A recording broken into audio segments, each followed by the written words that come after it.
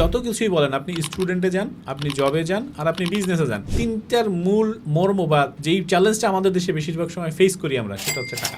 Right. এই তিনটা মাধ্যম ছাড়া বিদেশে লিগ্যাল থাকার কোনো ওয়ে নেই, এই তিনটা মাধ্যমে এর বাইরে কিছু নেই। আমি ইন্টারের পরে আসলে যেতে চাই, মিনিমাম কত অ্যামাউন্ট লাগবে এবং সেক্ষেত্রে আমি আমার বেস্ট কান্ট্রি চুজ করতে পারবো কি না। আমি ভাইয়া আর পড়াশোনা করতে চাই না, আমার পড়াশোনা আমি ডান। আমি এখন চাই বাইরে ক্যারিয়ার করতে, বাংলাদেশে না।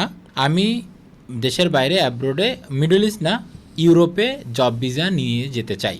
তাহলে আমার মিনিমাম কত টাকা লাগবে, আমার যে কোনো স্কিলে আমি যেতে পারবো কি না, আর কি কি স্কিল্ড আছে যেগুলাতে হচ্ছে আমি ট্রেনিং নিয়ে রেডি হইতে পারবো, যেগুলার অনেক বেশি চাহিদা আছে এবং স্যালারি অনেক ভালো, এরকম কি কি জব আছে এবং এরকম জব অফার করে ইউরোপের সেনজেনভুক্ত কান্ট্রি কিনা, বা এরকম কয়টা কান্ট্রি আছে। এখন আমার কাছে কিছু টাকা আছে, আমি এইটা যদি লাগে আমি ইনভেস্ট করে আমি আসলে বিজনেস সেট করতে চাই। এই ক্ষেত্রে আপনি আমাকে যদি একটু যেটা একটা গাইডেন্স দিতেন সবার জন্য। আসসালামু আলাইকুম, আশা করি সবাই ভালো আছেন। তো আজকের এই পডকাস্টে আপনাদের সবাইকে স্বাগতম। আজকে খুব ইম্পর্টেন্ট বিষয় নিয়ে কথা বলবো, সেটা হচ্ছে আমরা সবাই না একটু কনফিউজ থাকি যখন হচ্ছে কেরিয়ার এই টপিকটা আসে। তো এই কেরিয়ার টপিক নিয়ে আমি নিজেও অনেক বেশি কনফিউজড, শুধু মানুষের কথা কী বলবো বা আপনাদের কথা কী বলবো।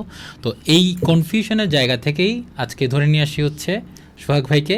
সোহাগ ভাই কেরিয়ার গাইডেন্সে অনেক বেশি ভালো, আমার নিজের জন্য আমি পাইছি। ভাইয়ের কাছ থেকে আমি অনেক সময় অনেক ধরনের পরামর্শ নিয়েছি। তো আমার মনে হয়েছে ভাইয়া যেহেতু ভিসা কনসালটেন্সি নিয়ে কাজ করেন, সো আমার মনে হয়েছে যে আমরা যারাই হচ্ছে স্টুডেন্ট আছি, আমরা সবসময় চিন্তা করি যে একটা লেভেল পর, একটা সার্টেন পিরিয়ডের পর আমাদের অ্যাব্রোড চলে যাওয়া উচিত। এটা আমরা সবাই ফিল করছি, যারাই হচ্ছে আমরা পড়াশোনা করছি সবাই এটা ফিল করছি। সো ওইখান থেকে আমি ভাইয়ের সাথে কথা বলতে বলতে চিন্তা করলাম যে আচ্ছা, আমি তো দেশের বাইরে যাইতে চাই। এখন কেউ হচ্ছে স্টুডেন্ট আছে, কেউ বলতেছে ভাই আমার আর পড়াশোনা ভালো লাগতেছে না, কেউ বলতেছে ওকে আমার পড়াশোনা ভালো লাগতেছে না, আমি জব নিয়েও যেতে চাই না, আমি যদি যাইতে পারি সেটা হচ্ছে বিজনেস ভিসা হলে ভালো হয়। এখন এই যে তিনটা আমি যাওয়ার একটা ওয়ে পাইলাম, তিনটা এছাড়াও আরও একটা ওয়ে আছে, ওইটাও কাইন্ড অফ জব। এর আগেও কথা বলছি এটা নিয়ে, নোম্যাড ভিসা এটা। তো এই সবগুলো নিয়ে হচ্ছে আজকে ভাইকে হচ্ছে আটকায় ধরবো। আপনাদের যত কোয়েশ্চেন আছে সবগুলো হচ্ছে কমেন্টে দিয়ে রাখতে পারবেন, পরবর্তীতে হয়তো আমরা এরকম আরও কোনো এপিসোড নিয়ে আসবো। তাহলে চলেন শুরু করি ভাইয়ের সাথে কথা বলা, এবং হচ্ছে আমাদের যত ধরনের প্রশ্ন আছে, আমার যত ধরনের প্রশ্ন আছে সেগুলো নিয়ে কথা বলবো আজকে। ভাইয়া আসসালামু আলাইকুম। ওয়ালাইকুম আসসালাম, কেমন আছেন? জি আলহামদুলিল্লাহ ভাই, আপনি কেমন আছেন? আপনার সাথে বরাবরই ভালো থাকি। পডকাস্টে বসলে টেনশনে থাকি মানুষ কতটা আপনার চিল্লাচিল্লি করবে বা বকাবকি করবে। হ্যাঁ, আমি আমি আমি এটা অভ্যস্ত হয়ে তো গেছি। এটার জন্য যেটা হচ্ছে, পাবলিক আপনারা দেখলে কিন্তু একটু খেপে ওঠে যে এই বেটা খালি বেশি কথা বলে।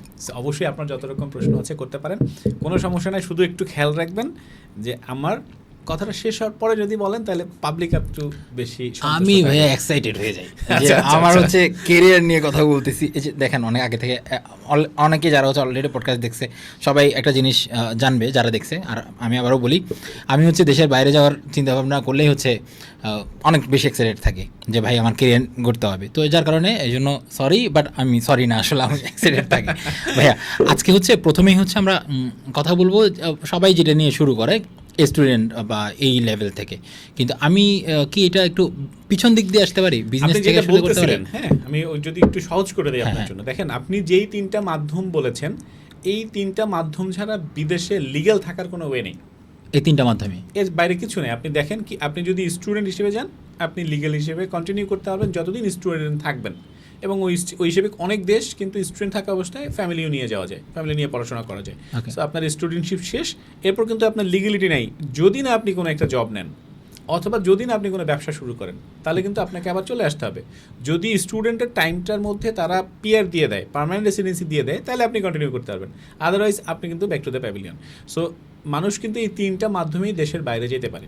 সো এখন যে প্রশ্নটা হয়, একটা জিনিস কনফার্ম, যাইতেছেই ডেফিনেটলি এটাতে কোনো ডাউট নাই যে আমার যা দরকার। এখন আপনি স্টুডেন্টে পাঠাবেন না বিজনেসে পাঠাবেন না জবে পাঠাবেন, সেটা একটা ফ্যাক্টর।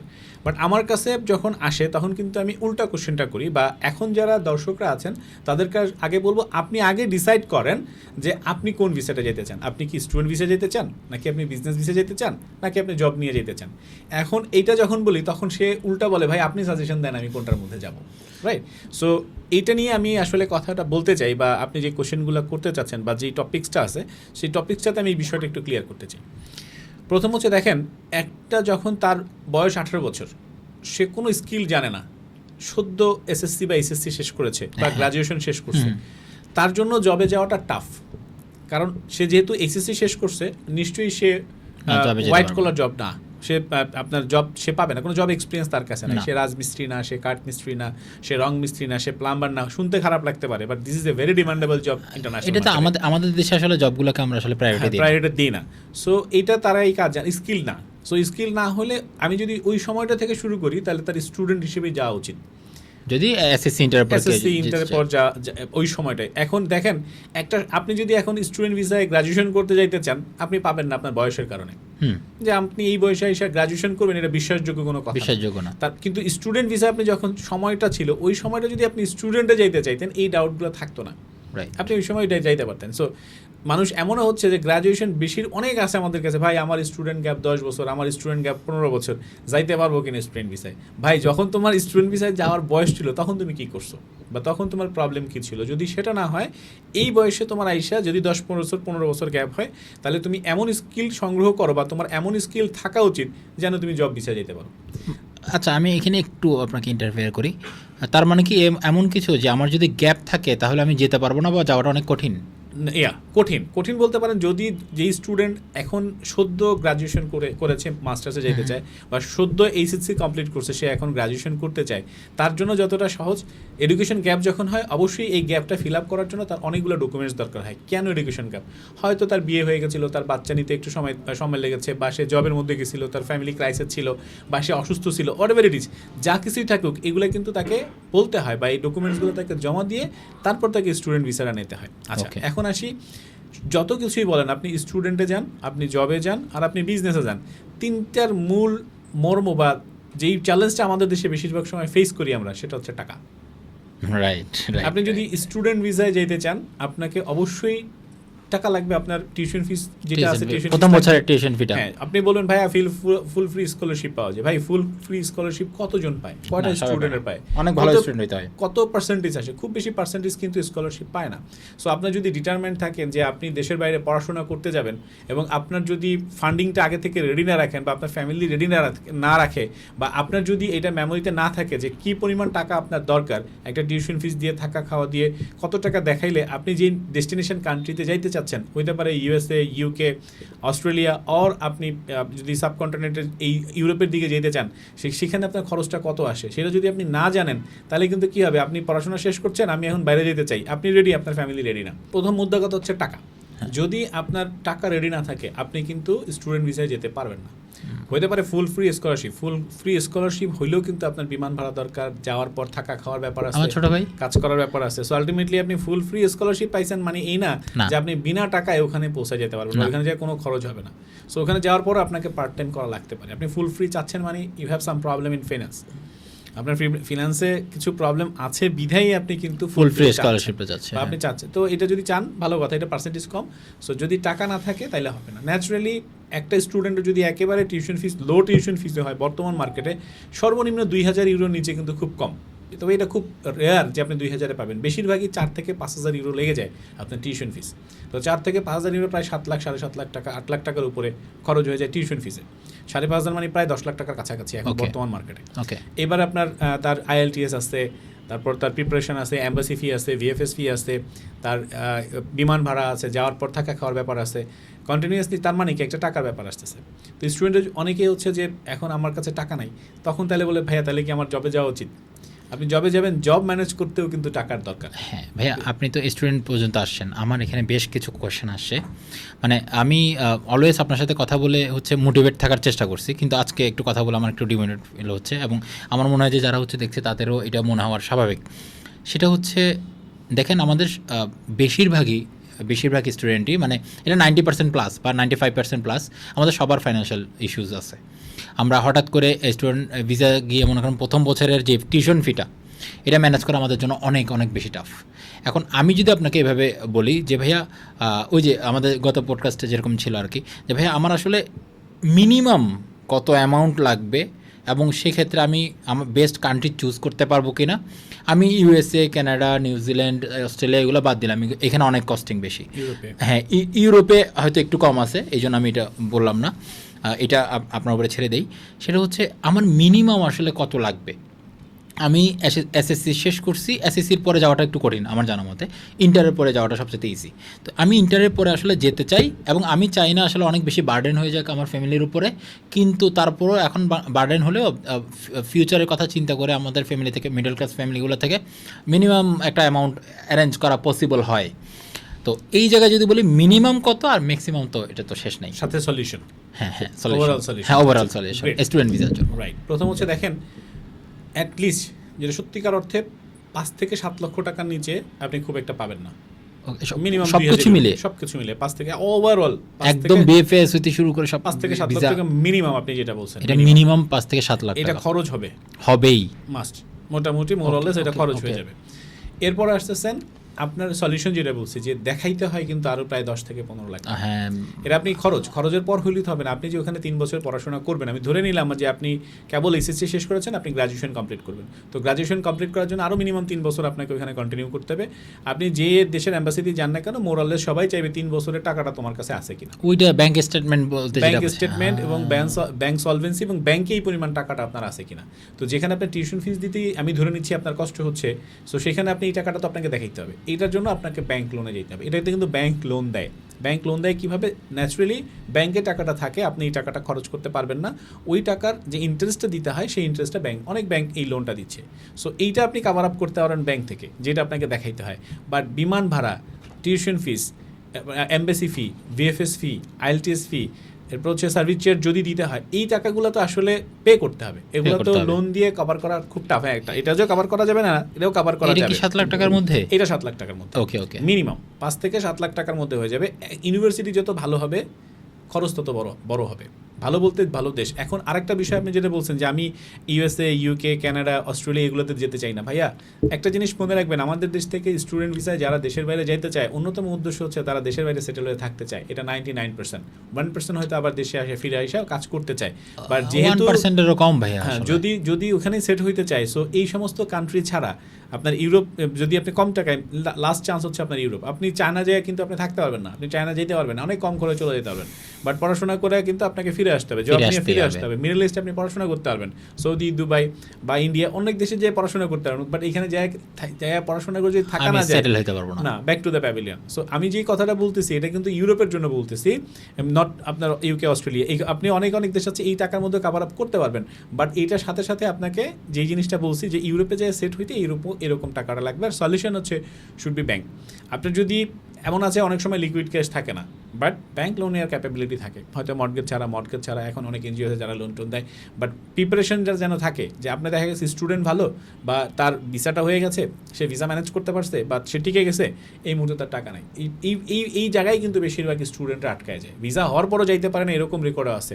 আমরা জানি যে ফিনল্যান্ডের ক্ষেত্রে এমন হচ্ছে যে অফার লেটার মানি ভিসা বা অনেক 99.99% ভিসা বা ফিনল্যান্ডে, হ্যাঁ অফার লেটার মানে অফার লেটার ইউনিভার্সিটি থেকে আমি অফার লেটার ম্যানেজ করা মানে হচ্ছে আমার ভিসা কনফার্ম, এরপর আটকে যাচ্ছে টাকায়।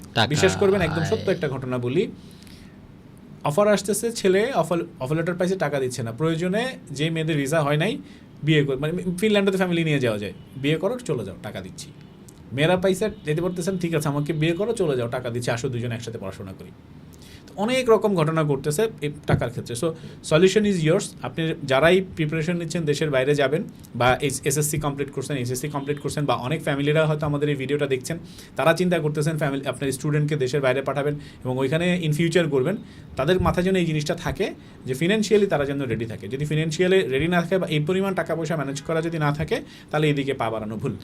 আচ্ছা, এখানে আরেকটা কোয়েশ্চেন আসে যে ভাইয়া 5 থেকে 7 লাখ টাকা যেটা বললাম, মিনিমাম যেটা বললাম, এই মিনিমাম অ্যামাউন্টের মধ্যে আমি কি সেনজেন কান্ট্রিতে যেতে পারতেছি? আচ্ছা, সেনজেন কান্ট্রিতে যেতে পারতেছি।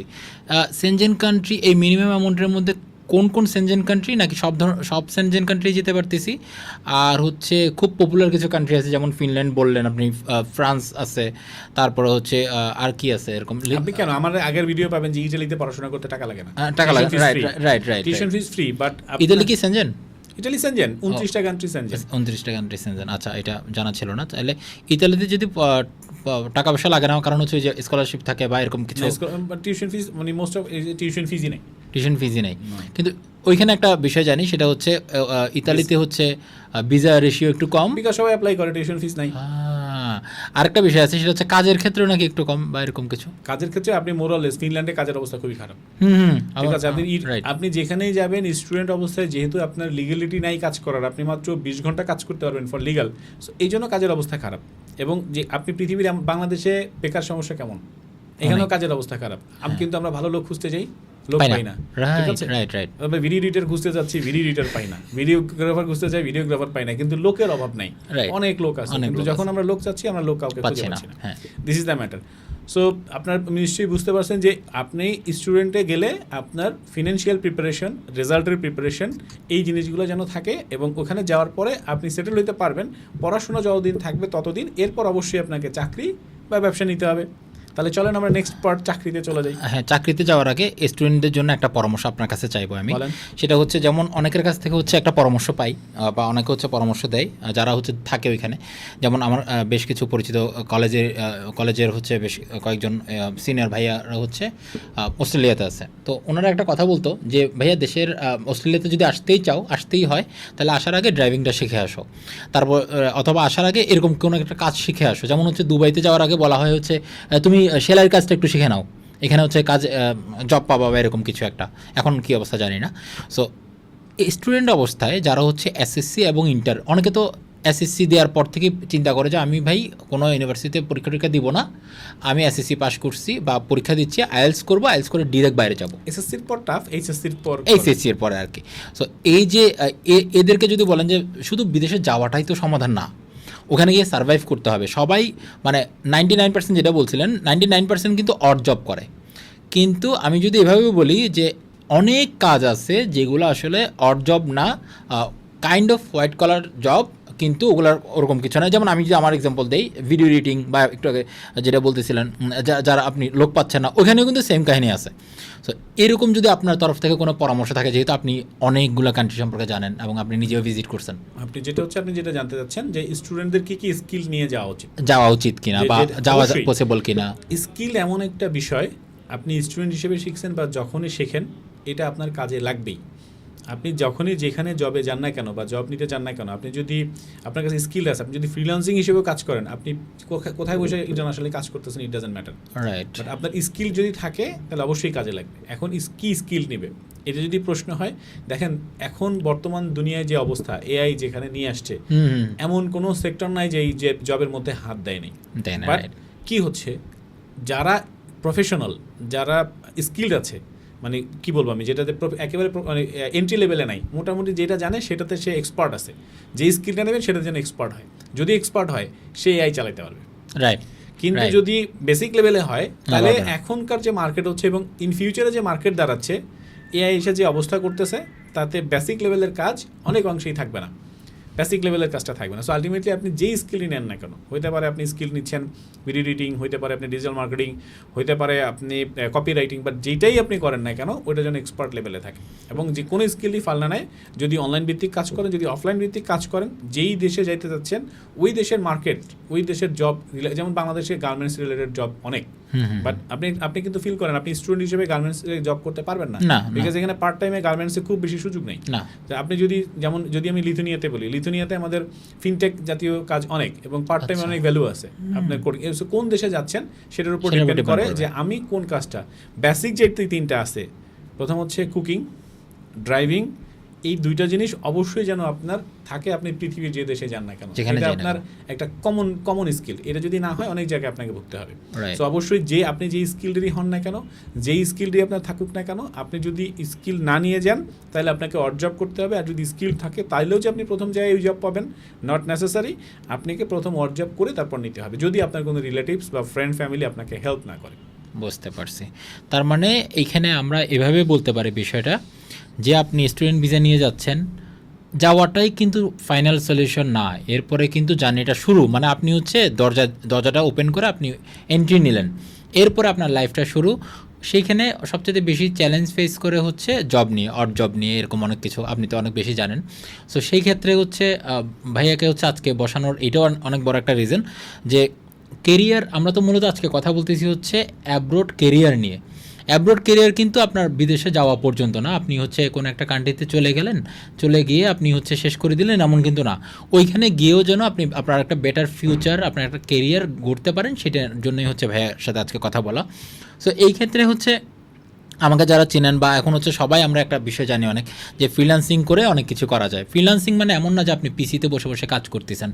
যারা হচ্ছে ভিডিওগ্রাফি করে, বিভিন্ন ইভেন্টে কাজ করে, এইটাকেও কিন্তু ফ্রিল্যান্সিং বলে। এরা কিন্তু ফিক্সড জব করে না, ওই ইভেন্ট বেস ওইখানে যায়, গিয়ে শ্যুট করে চলে আসে, ফুটেজ দেয় কিছু ক্ষেত্রে আবার এডিট করে দেবে। এটার জন্য কিন্তু আলাদা চার্জ, শ্যুট এবং এডিট আলাদা আলাদা কাজ কিন্তু। সো এরকম যদি কিছু কাজ নিয়ে যেতে পারে তাহলে স্টুডেন্ট অবস্থায়ও ভালো একটা জায়গা বা তৈরি করা পসিবল, এটাই বলতে চাচ্ছেন। It could be copy writing, ভাইয়া যেটা বললেন, কন্টেন্ট রাইটিং, কপি রাইটিং, তারপর হচ্ছে এআই দিয়ে প্রম্পট ইঞ্জিনিয়ারিং। প্রম্পট ইঞ্জিনিয়ারিংয়েও কিন্তু একটা খুব ভালো একটা স্কিলস 2026 সালের জন্য। তো আমি গতকালকে বা পরশুদিন একটা পোস্ট করছিলাম এরকম, চেষ্টা করবো ভাইয়া এই ভিডিও ডেসক্রিপশনে দিয়ে দেওয়ার জন্য, যে 50 জব যেগুলো হচ্ছে ভালো আর কি। আমি একটা পোস্ট করছি। তো এরকম আমার পোস্টটা দিতে হবে এমন না, আপনারা সবাই এআইকে জিজ্ঞেস করেন না, চ্যাটজিপিটিকে জিজ্ঞেস করেন না। সো এই আর কি ভাইয়া, স্টুডেন্ট অবস্থায় ওখানে যাওয়ার পরে আর কোনো সাজেশন আছে কিনা আপনার, এরপর আমরা জবে যাব? স্টুডেন্ট যাওয়ার পরে সার্ভাইভ করার জন্য যদি পকেটে টাকা নিয়ে যেতে পারেন, 6 মাসের টাকার জন্য অবশ্যই থাকে, 6 মাসের টাকা মিনিমাম। ওকে, ঠিক আছে, এটা থাকা উচিত, তাহলে আপনি সেফ সাইডে থাকবেন।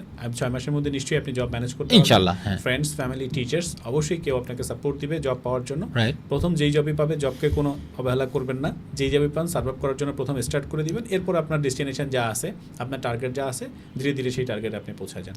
অবশ্যই চেষ্টা করবেন পড়াশোনাটা শেষ করে সঠিক নিয়মকানুন মেনে পিআরটা নিয়ে নেওয়া। পার্মানেন্ট রেসিডেন্সি নিতে পারলে বল আপনার কোর্টে, এরপর আপনি আপনার মতো আমার মতো করতে পারবো। আচ্ছা, এই ক্ষেত্রে আমরা যাওয়ার পরে ফার্স্ট গ্লোবাল ভিসা কনসালটেন্সি কি আমাদেরকে কোনোভাবে হেল্প করবে কিনা বা পারবে? দেখেন, আপনার তখন long distance, when you are the country, আপনি আমার কাছে আসতেছেন, বুঝতেছেন, বা দেশে যে সমস্যাগুলো পড়তেছেন সেটা সমাধান করা আমাদের কাছে সম্ভব।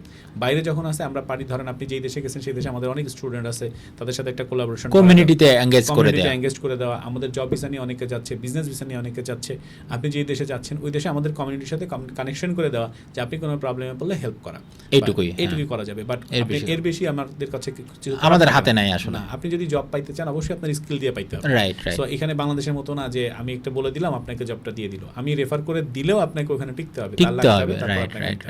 আমি বড়জোর রেফার করতে পারবো, বাট রেফারের থেকেও বেটার আপনি এমনিতেই ওরা স্কিল, মানে ওরা লেবারে ভুগতেছে, অনেক দেশি লেবার দরকার। বাট যেই লেবার দরকার আপনি সেটা কিনা, ওর দরকার রড মিস্ত্রি, ওর দরকার রাজ মিস্ত্রি, ওর দরকার কাঠ মিস্ত্রি, বা ওর যেটা দরকার যে হোয়াইট কলার হইলেও যেই ডেস্কে দরকার সেইখানে আপনি অত সময় দিতে পারবেন কিনা, এই একটা বিষয়ের জন্য অনেক চ্যালেঞ্জ হয়ে যায় স্টুডেন্ট অবস্থায়। বাংলাদেশের একটা স্টুডেন্ট কি সব ধরনের জব করতে পারে না, চাইলেও সে সব ধরনের জব করতে পারে না। সো আপনি যখন ইন্টারন্যাশনালে যাবেন অবশ্যই পড়াশোনার মান এবং প্রেশার অবশ্যই আমাদের দেশ থেকে বেশি। তো যদি বেশি হয় তাহলে তার পড়াশোনার পাশাপাশি যখন কাজটা কমপ্লিট করতে হবে, সে কি সব ধরনের জব করতে পারবে? আমি তো রাজমিস্ত্রি কাজ করতে পারবো না, আমি তো প্লাম্বারিং কাজ করতে পারবো না। আমি ধরলাম আপনি ভিডিও এডিটিংই পারেন, এখন সে ফুল টাইম ভিডিও এডিটর চায়, আপনি কি ফুল টাইম পারবেন? সে সপ্তাহে 5 দিন আপনাকে চাইতেছে, বাট সপ্তাহে 5 দিন আপনি দিতে পারবেন না, আপনাকে ক্লাস করতে হবে, আপনাকে পরীক্ষা দিতে হবে। সো তার মানে কি, যারা আপনাকে লাগবে পার্ট টাইম অর ফ্রিল্যান্সিং, এই রিলেটেড জব হলে আপনি পেইন ফ্রি থাকবেন। রাইট। পার্ট টাইমে কি আপনি হয়তো রেস্টুরেন্টের পিছনে আপনি কাজ করতে পারবেন, বা ফুড ডেলিভারিতে আপনি কাজ করতে পারবেন। আপনি ডেলিভারি দিলাম পয়সা আসবে, ডেলিভারি দিলাম পয়সা আসবে না, বা আমার কাছে সময় আছে 4 ঘন্টা, প্রতিদিন আমি 4 ঘন্টা দিতে পারি বা 5 ঘন্টা দিতে পারি, আমি সপ্তাহে 2 দিন শুধু কাজ করতে চাই। এই ধরনের জবগুলো খুঁজতে হবে। সব ধরনের জব খুঁজে তো লাভ নেই। তার মানে কি, আপনি যে স্কিলগুলো ডেভেলপ করতেছেন এই রিলেটেড স্কিল ডেভেলপ করেন, যেন স্টুডেন্ট অবস্থায় কাজে লাগাইতে পারেন, স্টুডেন্টশিপ শেষেও আপনি কাজে লাগাইতে পারেন, বা আপনি যে রিলেটেড পড়াশোনা করতে যাচ্ছেন ওইটা তো আপনার ফাইনাল ডেস্টিনেশন, যে আমি গ্রাজুয়েশন করবো, মাস্টার্স করবো, আমি ভালো একটা জায়গায় জব করবো বা ভালো প্রতিষ্ঠানে জব করবো, আমার জবের টার্গেট, বা আমি বিজনেস করবো।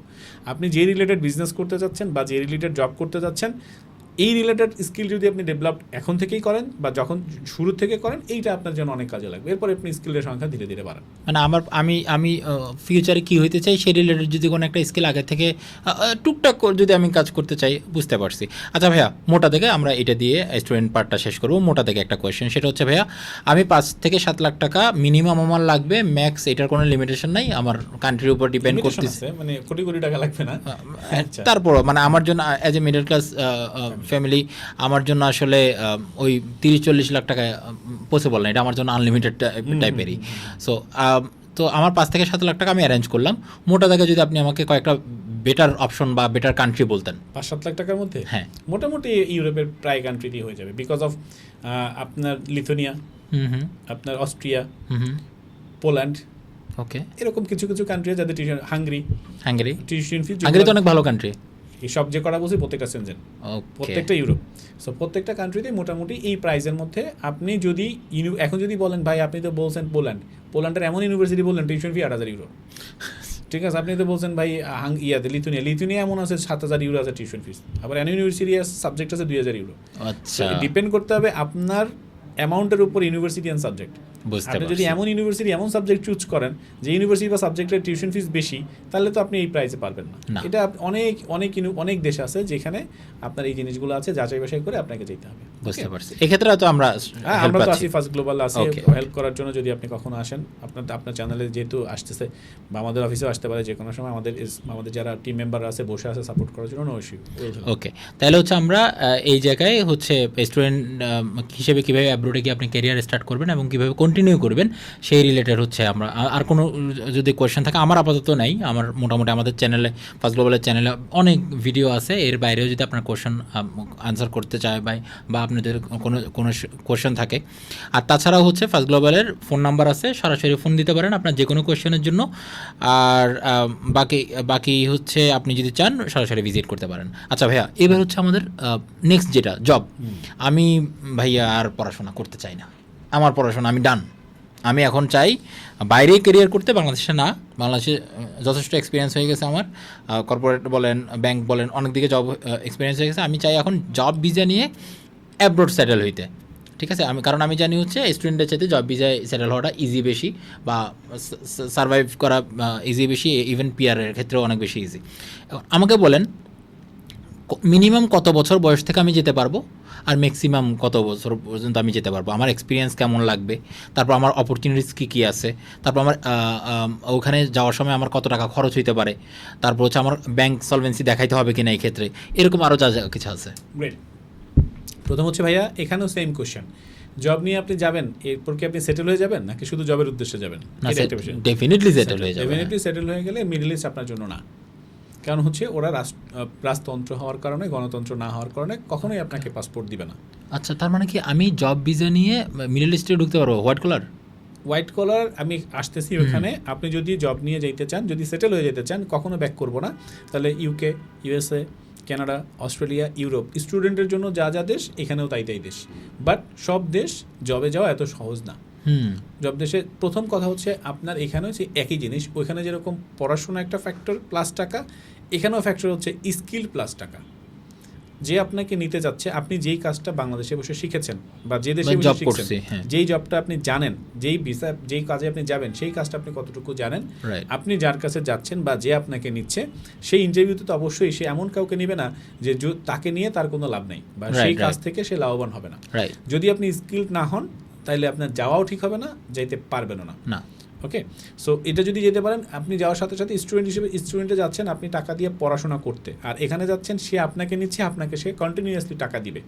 ওয়ার্ক পারমিটে যাচ্ছেন, আপনাকে একটা অফার লেটার দিচ্ছে, তোমাকে এত টাকা বেতন দিব, এত বোনাস দিব, এটা থাকা ফ্রি দিব, খাওয়া ফ্রি দিব, বা থাকা তোমার, খাওয়ার তোমার, হোয়াট এভার ইট ইজ। এই কন্ট্রাকচুয়ালে যাওয়া গেলে আপনি মোরাললেস যে কোনো দেশে, ওয়ার্ল্ডের মোস্ট অফ কান্ট্রিতে 5 বছর থাকলে, এই কান্ট্রিগুলোর কথা বলছি, ইউরোপ, ইউকে, আপনি কিন্তু পিআর পেয়ে যাবেন, পার্মানেন্ট রেসিডেন্ট। যেটা আপনি বললেন সহজ, বাট সহজে যেই জিনিসটা তারা দিচ্ছে, তারা এমনি আপনাকে দিবে না যদি আপনি স্কিল দরকার না হন। এখন স্কিল আপনি কিসে? আপনি কি কম্পিউটার সায়েন্স স্কিল, আপনি কি প্রোগ্রামিংয়ের স্কিল, আপনি কি রাজমিস্ত্রির স্কিল, আপনি কাঠমিস্ত্রির স্কিল, আপনি কি প্লাম্বারের স্কিল, আপনি ড্রাইভিংয়ের স্কিল, আপনি হোটেল ম্যানেজমেন্টের স্কিল, আপনি কিসে স্কিল? যদি স্কিল, আপনি যদি নার্সিংয়েও থাকেন, বিশ্বাস করেন ভাই, অহরহ জব আছে, বাট লোক নাই। মানে আমি যে কোনো জবের আমি একদম হইতে পারবো। আমি একটু বলি, যদি আপনার কথা বলি, আমি যে কথা বললাম কোন কাজটা জানেন? একটাও জানেন না। আমিও জানি না। আমি কথা বলতেছি অনেক সুন্দর, ভালো লাগতেছে, কনসালটেন্সি করতেছে দেশে, আমারও কোনো দাম নাই যদি আমি স্কিল না হই। আমার কথাটা কি বুঝছেন? আপনি যখন ইউরোপে সবাই ঢুকতে চায়, কেন যাইতে পারে না? প্রথম কারণ হচ্ছে সেই স্কিল না, আর যে স্কিল সে দেশে নাই, সে যাইতে পারবেই। হ্যাঁ, সে সেটেল অলরেডি, সে চুপচাপ। স্কিল আছে, আমার কাছে আসেন, পাঠিয়ে দিব। স্কিল আছেন আমার কাছে আসেন, পাঠিয়ে দিব। আমার কাছে আসতে হবে না, সেই স্কিল জানে কেমনে যেতে হবে। এখন কেমনে আমি কেমনে বুঝবো? মনে করেন আমি একটা জব করি, এখন আমি তো আসলে জানি না আসলে কোন ধরনের স্কিল আসলে দরকার। আমি তো যে কটা বললাম, হ্যাঁ, যে কটা বললাম, আপনি যখন এসএসসি বা এসএসসি পড়াশোনা শেষ করেছেন তখনই আপনাকে ডিটারমাইন হইতে হবে, বা আপনি পড়াশোনা করেন নাই যে আমি কোন ভিসা নিয়ে যাব, কোথায় যাবো, এতটুকু খোঁজ খবর এই এআই দুনিয়ায় বা গুগলের দুনিয়ায় বা ইউটিউবের দুনিয়ায়, যেহেতু আপনারা আমার ভিডিও দেখতেছেন, নিশ্চয়ই ভিডিও ফেসবুক বা ইউটিউবে বা কোথাও দেখতেছেন, হ্যাঁ। একটু দেখেন কোন স্কিলটা আপনি জানেন। ওই স্কিলটার জন্য লোক আপনাকে হন্যে হয়ে খুঁজতেছে। আমার ওয়েল্ডারের জন্য আমাদের ইউরোপে অনেক জায়গায় প্রজেক্ট বন্ধ হয়ে যাচ্ছে, ওয়েল্ডার খুঁজে পাচ্ছে না। প্লাম্বারের জন্য লোক খুঁজে পাচ্ছে না। মানে যারা হচ্ছে ওই যে লোহার কাজ করে, যারা প্লাম্বার হচ্ছে যারা, না ওয়েল্ডার, যেটা ওয়েল্ডার হচ্ছে ঝালাই করে, যেটা ঝালাই করে ওয়েল্ডিং করতেছে। welding ওয়েল্ডিং এর করে। অনেক টাইপ আছে, স্টিল ওয়েল্ডার আছে, গ্লাস ওয়েল্ডার আছে, তারপর হচ্ছে মানে এই জবগুলোকে তো আমরা আসলে অনেক বেশি নিম্ন শ্রেণীর জব বলে মনে করি। 1 লাখ 1.5 লাখ 2 লাখ 3 লাখ টাকা পর্যন্ত স্যালারি আছে এদের। একটা প্লাম্বার 4000 থাকা খাওয়া মালিক দিবে। ওয়াও, ইউরোপে 4000 ইউরো, 4000 ইউরো ডাকতেছে, পাচ্ছে না, লোক পাচ্ছে না ভাই। 4000 ইউরো, 4000 ইউরো বাংলা টাকাতে 5 লাখ টাকা প্লাস, অনেক বেশি। এখন 145 টাকা করে, 145 টাকা, তার মানে 5.5 6 মাসে আছে, 5 মাসে থাকা খাওয়া আবার ফ্রি, তারপরে লোক পাচ্ছে না। তারপরেও লোক পাচ্ছে না। হ্যাঁ, কারণ অনেকেই বলতেছে আরে ভাই প্লাম্বার আর এমন কি জিনিস, পাইপ ফিটিং করে ফেলবো, কিন্তু টাকা তো এর চাইতে বেশি পাই। হ্যাঁ, কিন্তু এটার মধ্যে অনেক কারিকুলাম আছে ভাই, যারা পড়াশোনা করতেছেন বা যারা প্র্যাকটিক্যাল কোর্স করতেছেন, এটা হচ্ছে বিষয়। সো আপনি যদি স্কিল হন, আপনার কাজের অভাব নেই। আর যদি স্কিল না হন, সেই ক্ষেত্রে জেনারেল লেবার, আপনি কি কাজ জানেন, আপনি সেই জেনারেল লেবারে আপনাকে যাইতে হচ্ছে।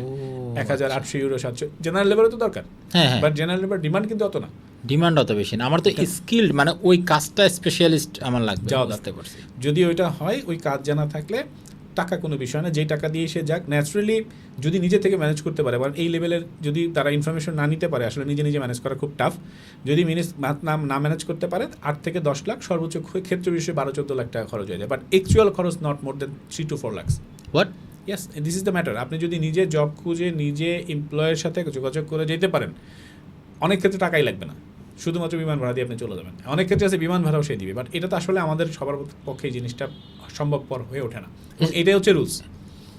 এমপ্লয়ি যখন নিবে, যেমন স্টুডেন্টের রুলস হচ্ছে কি, স্টুডেন্ট সে টিউশন ফিস দিবে নিজের থেকে, এবং বিমান ভাড়া দিয়ে সে যাবে, থাকবে, করবে, পড়বে। আর জবের ক্ষেত্রে মোস্ট অফ ক্ষেত্রে রুলস হচ্ছে এমপ্লয়ার আপনাকে নিয়ে যাবে, ঠিক আছে, আপনার বিমান ভাড়াটা পর্যন্ত দিয়ে নিয়ে যাবে, যদি আপনি সেই লেভেলের হন। কিন্তু আমাদের দেশে কী হয়, আমাদের দেশের কালচারটা একটু ভিন্ন, কারণ সে জব জানে না, স্কিল বোঝে না, কোথায় চাকরি করতে যাবে জানে না, অফার লেটার কি বোঝে না, কোনো অনেক কিছুই জানে না, যার কারণে দ্বারস্থ হইতে হয় বিভিন্ন এজেন্সির।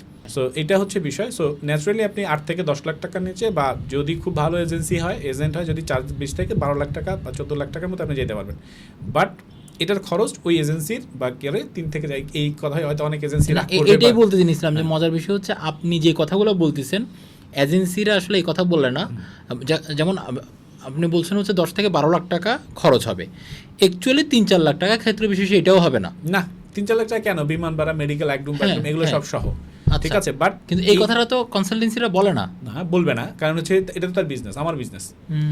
আপনি বলতেছেন কেন ভাই? এই কেন এই গ্যাপটা, আপনি যেই এজেন্সি যেই কাজটা করতেছে, এই কাজটার স্কিলটা আপনি হন, যে কোথায় আপনার লেবারটা লাগবে। এটা হচ্ছে আপনি এর মধ্যে তো অনেক ফাঁদে পড়ে আবার মানুষ, এজেন্ট সে লোক না পাঠায়ও টাকা পয়সা দিক সিদিক করে ফেলে, টাকা পয়সা নেয় না, বিকজ হচ্ছে আপনি যে জানেন না।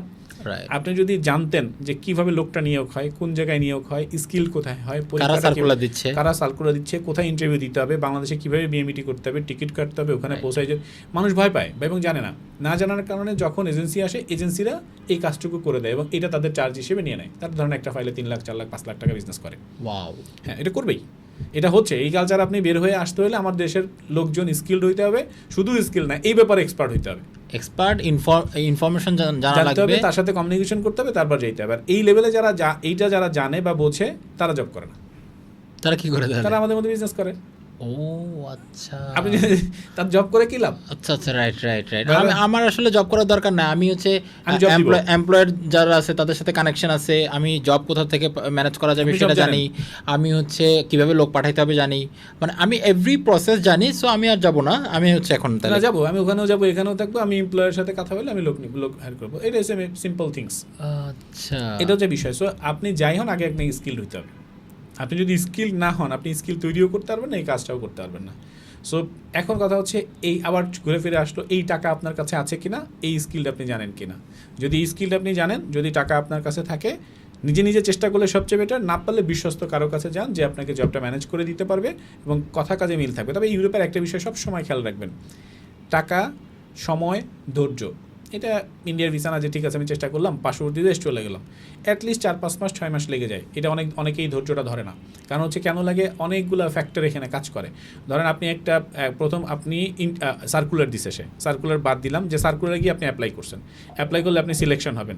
অ্যাপ্লাই করার পর আপনি যখন সিলেকশন হয়েছেন, সিলেকশন করার পরে আপনার জন্য অফার লেটার পাঠাবে, আপনি অফার লেটার অ্যাকসেপ্ট করে পাঠাবেন। এরপর ওই দেশের ইমিগ্রেশনের এইটা হয়ে আসতে প্রায় 1 থেকে 2 মাস লাগে। বাংলাদেশে যখন আসবে, বাংলাদেশের পার্ট এই আসার পরে এইখানে বিএমইডির পার্ট আছে, সব কিছু কমপ্লিট করতে 3-4 মাস মিনিমাম লাগবেই, 6 মাসের নিচে। অনেকে চিন্তা করে ভাই ভিসা দিতে খবর নাই কেন, বা আমি খুঁজতেছি যে জব লাগতেছে না কেন। এটা এত সহজ একটা বিষয় না। এই সময় ধৈর্য মানে 6 মাসের ধৈর্য এবং টাকা, যেটা বললাম যে নিজের থেকে আপনি ম্যানেজ করতে পারতেছেন না, কোনো এজেন্সির মাধ্যমে আপনি যাচ্ছেন, সেই এজেন্সি যে যখন এজেন্সি হয়তো শুরুতে কোনো টাকা নিবে না, কেউ হয়তো নামমাত্র একটা নিবে যে ঠিক আছে আপনি আসলেই যাবেন কিনা, এটা হতে পারে। কেউ ফ্রি করে, ফ্রি বলতে ইনভেস্টমেন্ট করে আমার ক্লায়েন্টের পিছনে, যেহেতু আমি 4-5 লাখ টাকা ব্যবসা করবো, অসুবিধা কি, আমি ইনভেস্টমেন্ট করি।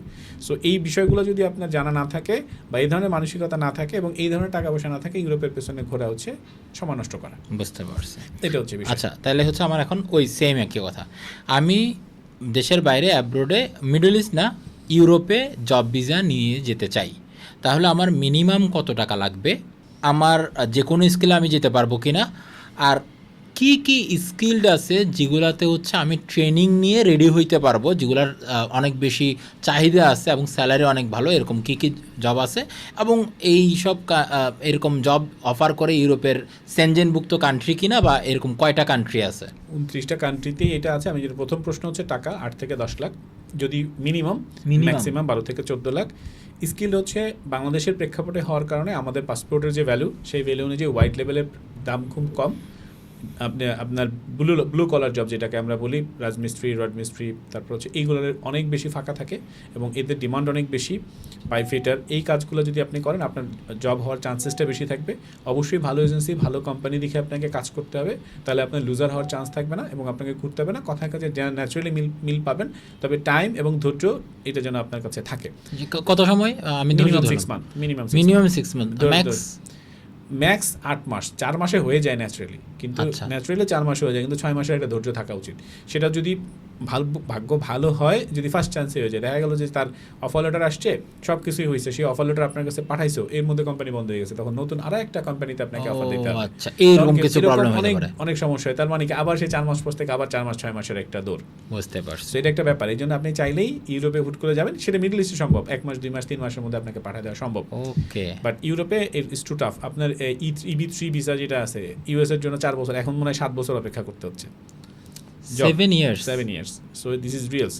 এটা আপনাকে ভালো কিছুর জন্য অপেক্ষা করতে হয়েছে। এই বিষয়গুলো যেন স্টুডেন্টের জন্য যেরকম কিছু মাথায় থাকা দরকার, জবের জন্য যেন এই বিষয়গুলো অবশ্যই আপনার কিছু মাথায় থাকে। আমার মনে হয় আপনারা বুঝতে পারছেন যে জবের জন্য আসলে কি করা উচিত। জবের জন্য মোটামুটি হচ্ছে আমরা বুঝলাম। আচ্ছা, এখানে আরেকটা বিষয়, জবের লাস্ট এটা শেষ করি। মনে করেন ওয়েল্ডিং ভিসা বললেন, তারপর হচ্ছে রাজমিস্ত্রি বললেন, মানে হচ্ছে বা এরকম কাঠের কাজ বা এরকম। এখন আমরা যারা হচ্ছে বাইরে যাওয়ার চিন্তা করি, তারা আসলে এইসব স্কিল না জানা থাকে না আমাদের। এখানে দুইটা কোয়েশন। একজন মনে করেন একজন রাজমিস্ত্রি, সে অনেক বছর ধরে কাজ করে, রাজমিস্ত্রি হিসেবেই কাজ করে, আর একজন হচ্ছে বাট এডুকেটেড না, তাহলে সেই ক্ষেত্রে ইন্টারভিউতে সে টিকবে না মোস্ট অফ ক্ষেত্রে, কারণ তার তো ভাষা জানতে হবে। রাইট, প্রথম English, not only in English, হইতে পারে সে রাশিয়ান খুঁজতেছে। এখন যেই দেশে যাবে, যে এমপ্লয়ার তাকে নিবে, সে যদি ভাষাই না জানে, কাজই করতে না পারে, তাহলে তো সে যাবে রাজমিস্ত্রি, করতে হবে আপনার লেবারি কাজ। প্রথম হচ্ছে জেনারেল লেবারে ধরাই দিবে, কারণ কথাই বুঝে না। ভাষা শিখার পরে তারপর সে ওইখানে যাই উঠতে পারবে, এর আগে তো যাই। তার মানে স্কিল থেকে লাভ নেই, আমার ল্যাঙ্গুয়েজটাও জানতে হবে মোটামুটি। তাহলে তার মানে হচ্ছে আমরা আসলে এই ব্যারিয়ারগুলো আছে, এই জন্য আসলে আমরা অনেক দিকে পিছিয়ে গেছি। আচ্ছা ধরেন, হ্যাঁ, আচ্ছা ধরেন বিষয়টা এরকম যে আমি যেহেতু মানে আমি আপনার কাছ থেকে ইনফরমেশন যেটা পেলাম যে 5-6 হাজার ইউরো এরকম যেহেতু স্যালারি, আমি যেটা হচ্ছে হোয়াইট কলার জব করেও পাচ্ছি না বাংলাদেশে। হ্যাঁ, তো এরকম যেহেতু স্যালারি, তাহলে কি এমন কোনো উপায় আছে কিনা, আপনার কাছ থেকে জানতে চাচ্ছি আমি, যে আমি হচ্ছে 6 মাসের কোনো ডিপ্লোমা করলাম নার্সিং এর উপরে। ভাই, গভর্নমেন্ট ফ্রি শিখাচ্ছে এই কোর্সগুলা। আমি যেগুলা বললাম, আপনি দেখবেন সার্কুলার দিচ্ছে, লোক পাচ্ছে না। মানে আসলে আমরা প্রায়োরিটি দিচ্ছি না, কারণ প্রায়োরিটি দিচ্ছেন না আপনি। তো এই আমাদের দেশের কালচার অনুযায়ী এই জবগুলোর আমরা ভালো জব বলে বিবেচনা করি না। ঠিক আছে, আমরা চিন্তা করি আরে আমি রাজমিস্ত্রি হবো, আমি কাঠমিস্ত্রি হবো, প্লাম্বার হবো, বাস অনেক আছে। এই জিনিসগুলো আপনি যদি বাইরে যান, যে সকল ডিপ্লোমা কোর্স করতেছে, আপনি চিন্তা করবেন আমার থেকে অনেক ভালো ভালো ক্লাসের ছেলেপেলেরা এই কাজ করতেছে, বাট তাদের গায়ে লাগতেছে না। রং মিস্ত্রির রঙের কাজ শেষ করে টেকনিক ইঞ্জিনিয়ারিং করে পেইন্টার আপনি বিএমডব্লিউ নিয়ে করতেছে। ওয়াও। সো আপনার এটা হচ্ছে বিষয়। আপনি যদি যে সাবজেক্ট, আপনি এইটা না, আপনি যেহেতু পড়াশোনা করে ওয়ার্ড লেভেল জব করতে আছেন, আপনি ভালো মানের সফটওয়্যার ইঞ্জিনিয়ার হন না, অসুবিধা কি? হার্ডওয়্যার ইঞ্জিনিয়ার আপনি হন না, আপনি যদি সেটা হইতে পারেন, আপনি কি বলেন, ইন্ডিয়াতে ফেসবুকে দেখবেন অ্যাড দিচ্ছে, গুগলে অ্যাড দিচ্ছে যে লোক দরকার, ওরা ইন্টারভিউ দিয়ে চলে যাচ্ছে। আমরা কেন পারতেছি না? আমাদের দেশের লোক, আমরা যেটা শিখতেছি, আমাদের শিক্ষা ব্যবস্থাকে আমি খাটো করতেছি না। একটা কম্পিউটার ইঞ্জিনিয়ার যখন পারে, ঠিক মতো কোড করতে পারে না, কোডিং করতে পারে না। ট্রু। আমি এখানে একজনের রেফারেন্স টানবো, জাহাঙ্গীর মাহবুবকে তো চিনেন। জাহাঙ্গীর মাহবুব ভাইয়ের একটা কোর্স আছে প্রোগ্রামিং হিরো, ওইখান থেকে যে পরিমাণ সাকসেস রেশিও আমরা দেখি আর কি, আমরা যারাই হচ্ছে ওনাকে চিনি বা এই কমিউনিটি সম্পর্কে জানি, ওখান থেকে যে পরিমাণ সাকসেস রেশিও আমরা দেখি, আমরা অনেক অনেক অনেক ইউনিভার্সিটি আছে বাংলাদেশে যেখান থেকে বের হওয়ার পরেও তারা হচ্ছে এগুলো পারে না, বা সফটওয়্যার ইঞ্জিনিয়ারিং বা হচ্ছে এই রিলেটেড কাজগুলো পারে না, যেটা হচ্ছে জাহাঙ্গীর মাহবুব ভাইয়ের 6 মাসের কোর্স খুব সম্ভবত, বা 4 মাসের বা 6 মাস এরকম, খুব ডেডিকেটেড। ওইখান থেকে বের হয়ে কিন্তু অনেক বাংলাদেশে বসে, ইউএসএ হইতে কানাডা, মানে ওয়েস্টার্ন অনেকগুলো কান্ট্রিতে বাংলাদেশে বসে ফ্রিল্যান্স জব করতেছে।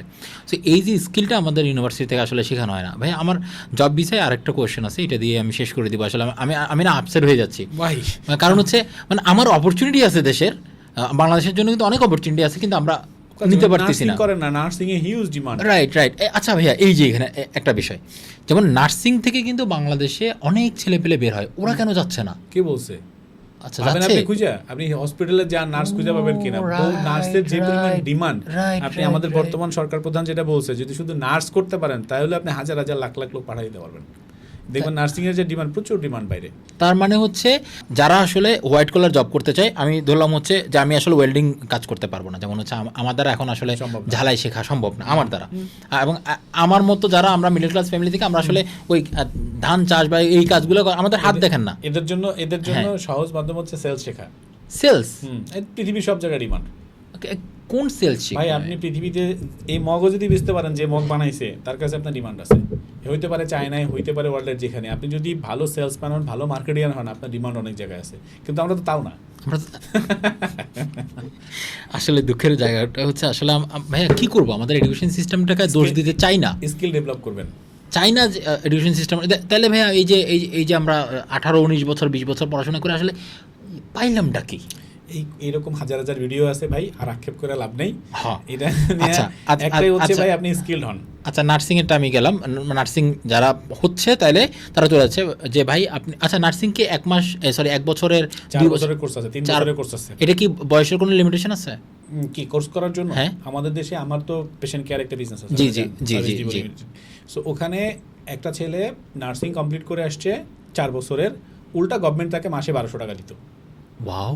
পড়াশোনা করতে তো টাকা লাগতো, মানে টিউশন ফিস তো পরের কথা, উল্টা গভর্নমেন্ট টাকা দেয়, মানে ফ্রি পড়াশোনা করছে ভাই, টাকা দেয়। এবং যখন সে করে কি বলে ইন্টার্নের সময় সে টাকা পাইছে 3500 টাকা করে পাইছে ইন্টার্নের সময়, গভর্নমেন্ট থেকে সে নার্সিং করাচ্ছে। আপনি শুনে হয়তো অবাক হচ্ছেন, অনেকে স্টুডেন্ট খুঁজে পায় না। আসলেই দেখেন না আপনি আমার কথা, আপনি একটু গুগলে সার্চ দেন, আমার যে কথা ইনফরমেশনগুলো একটু মানে 4 বছরের নার্সিং কোর্স আছে। আচ্ছা, যারা হচ্ছে ধরেন আমি বাংলাদেশ থেকে, আমি পাই না, আমার যখন ডিমান্ড হয়, আমার প্রচুর দরকার, আমাদের এখানেই দরকার। যে কেন দরকার, আমরা তো এই সার্ভিস দিব লিমিটেডে পেশেন্ট কেয়ার সার্ভিসটা প্রোভাইড করে, আমার একটা কোম্পানি আছে। তো ওরা যখন এই সার্ভিস দিব, পেশেন্ট কেয়ার সার্ভিসটা প্রোভাইড করে, তো বেশিরভাগ ক্ষেত্রেই নার্স চায়, যে যদি নার্স হয় তাহলে ভালো হয়। কেন? ধরেন একটা নার্স যদি হসপিটালে একটা রোগীকে রাইখে সার্ভিস দিতে হয়, তাহলে ন্যাচারালি 2000-এর উপরে বিল প্রতিদিন চলে আসে, কারণ বেড ভাড়া আছে 500 থেকে 700 টাকা, নার্সের একটা বিল আছে, তার হসপিটালের অন্য আনুষঙ্গিক চার্জ আছে, মেডিসিনের চার্জ আছে। বাট এই বিষয়টা কি, শুধু তাকে ধরেন সে ডায়াবেটিক্সের পেশেন্ট, তাকে ইনসুলিন দিতে হচ্ছে, বা সে এমন পেশেন্ট নড়াচড়া করতে পারতেছে না, তাকে থাকতে খাওয়াইতে হচ্ছে, এই ধরনের সার্ভিসটা সে বাসা থেকে নিতে যাচ্ছে। সো নার্সরা এটা ভালো দিতে পারে। তো দেখা গেল শুধু একটা নার্সের বেতন, ধরেন একটা পেশেন্টের হসপিটালে থাকতে 2000 টাকা খরচ, বাসায় থাকতে 1000 দিতেও সে রাজি, 800 দিতে রাজি, তার 50% খরচ কমে যায়। তাহলে এখন আপনি দেখেন, একটা পেশেন্টের যদি 800 টাকা পার ডে খরচ হয়, তাহলে মাসে কত টাকা হয়? প্রায় 24,000। আপনাকে দিবে 24,000 টাকা বেতন। একটা নার্স, আপনি যদি ভালো ভালো হসপিটালগুলো দেখবেন, নার্সের সংকটে ভুগতেছে আমাদের দেশে। এটা তো আমাদের দেশে, ইন্টারন্যাশনাল মার্কেটে নার্সের এই জন্য ডিমান্ড অনেক।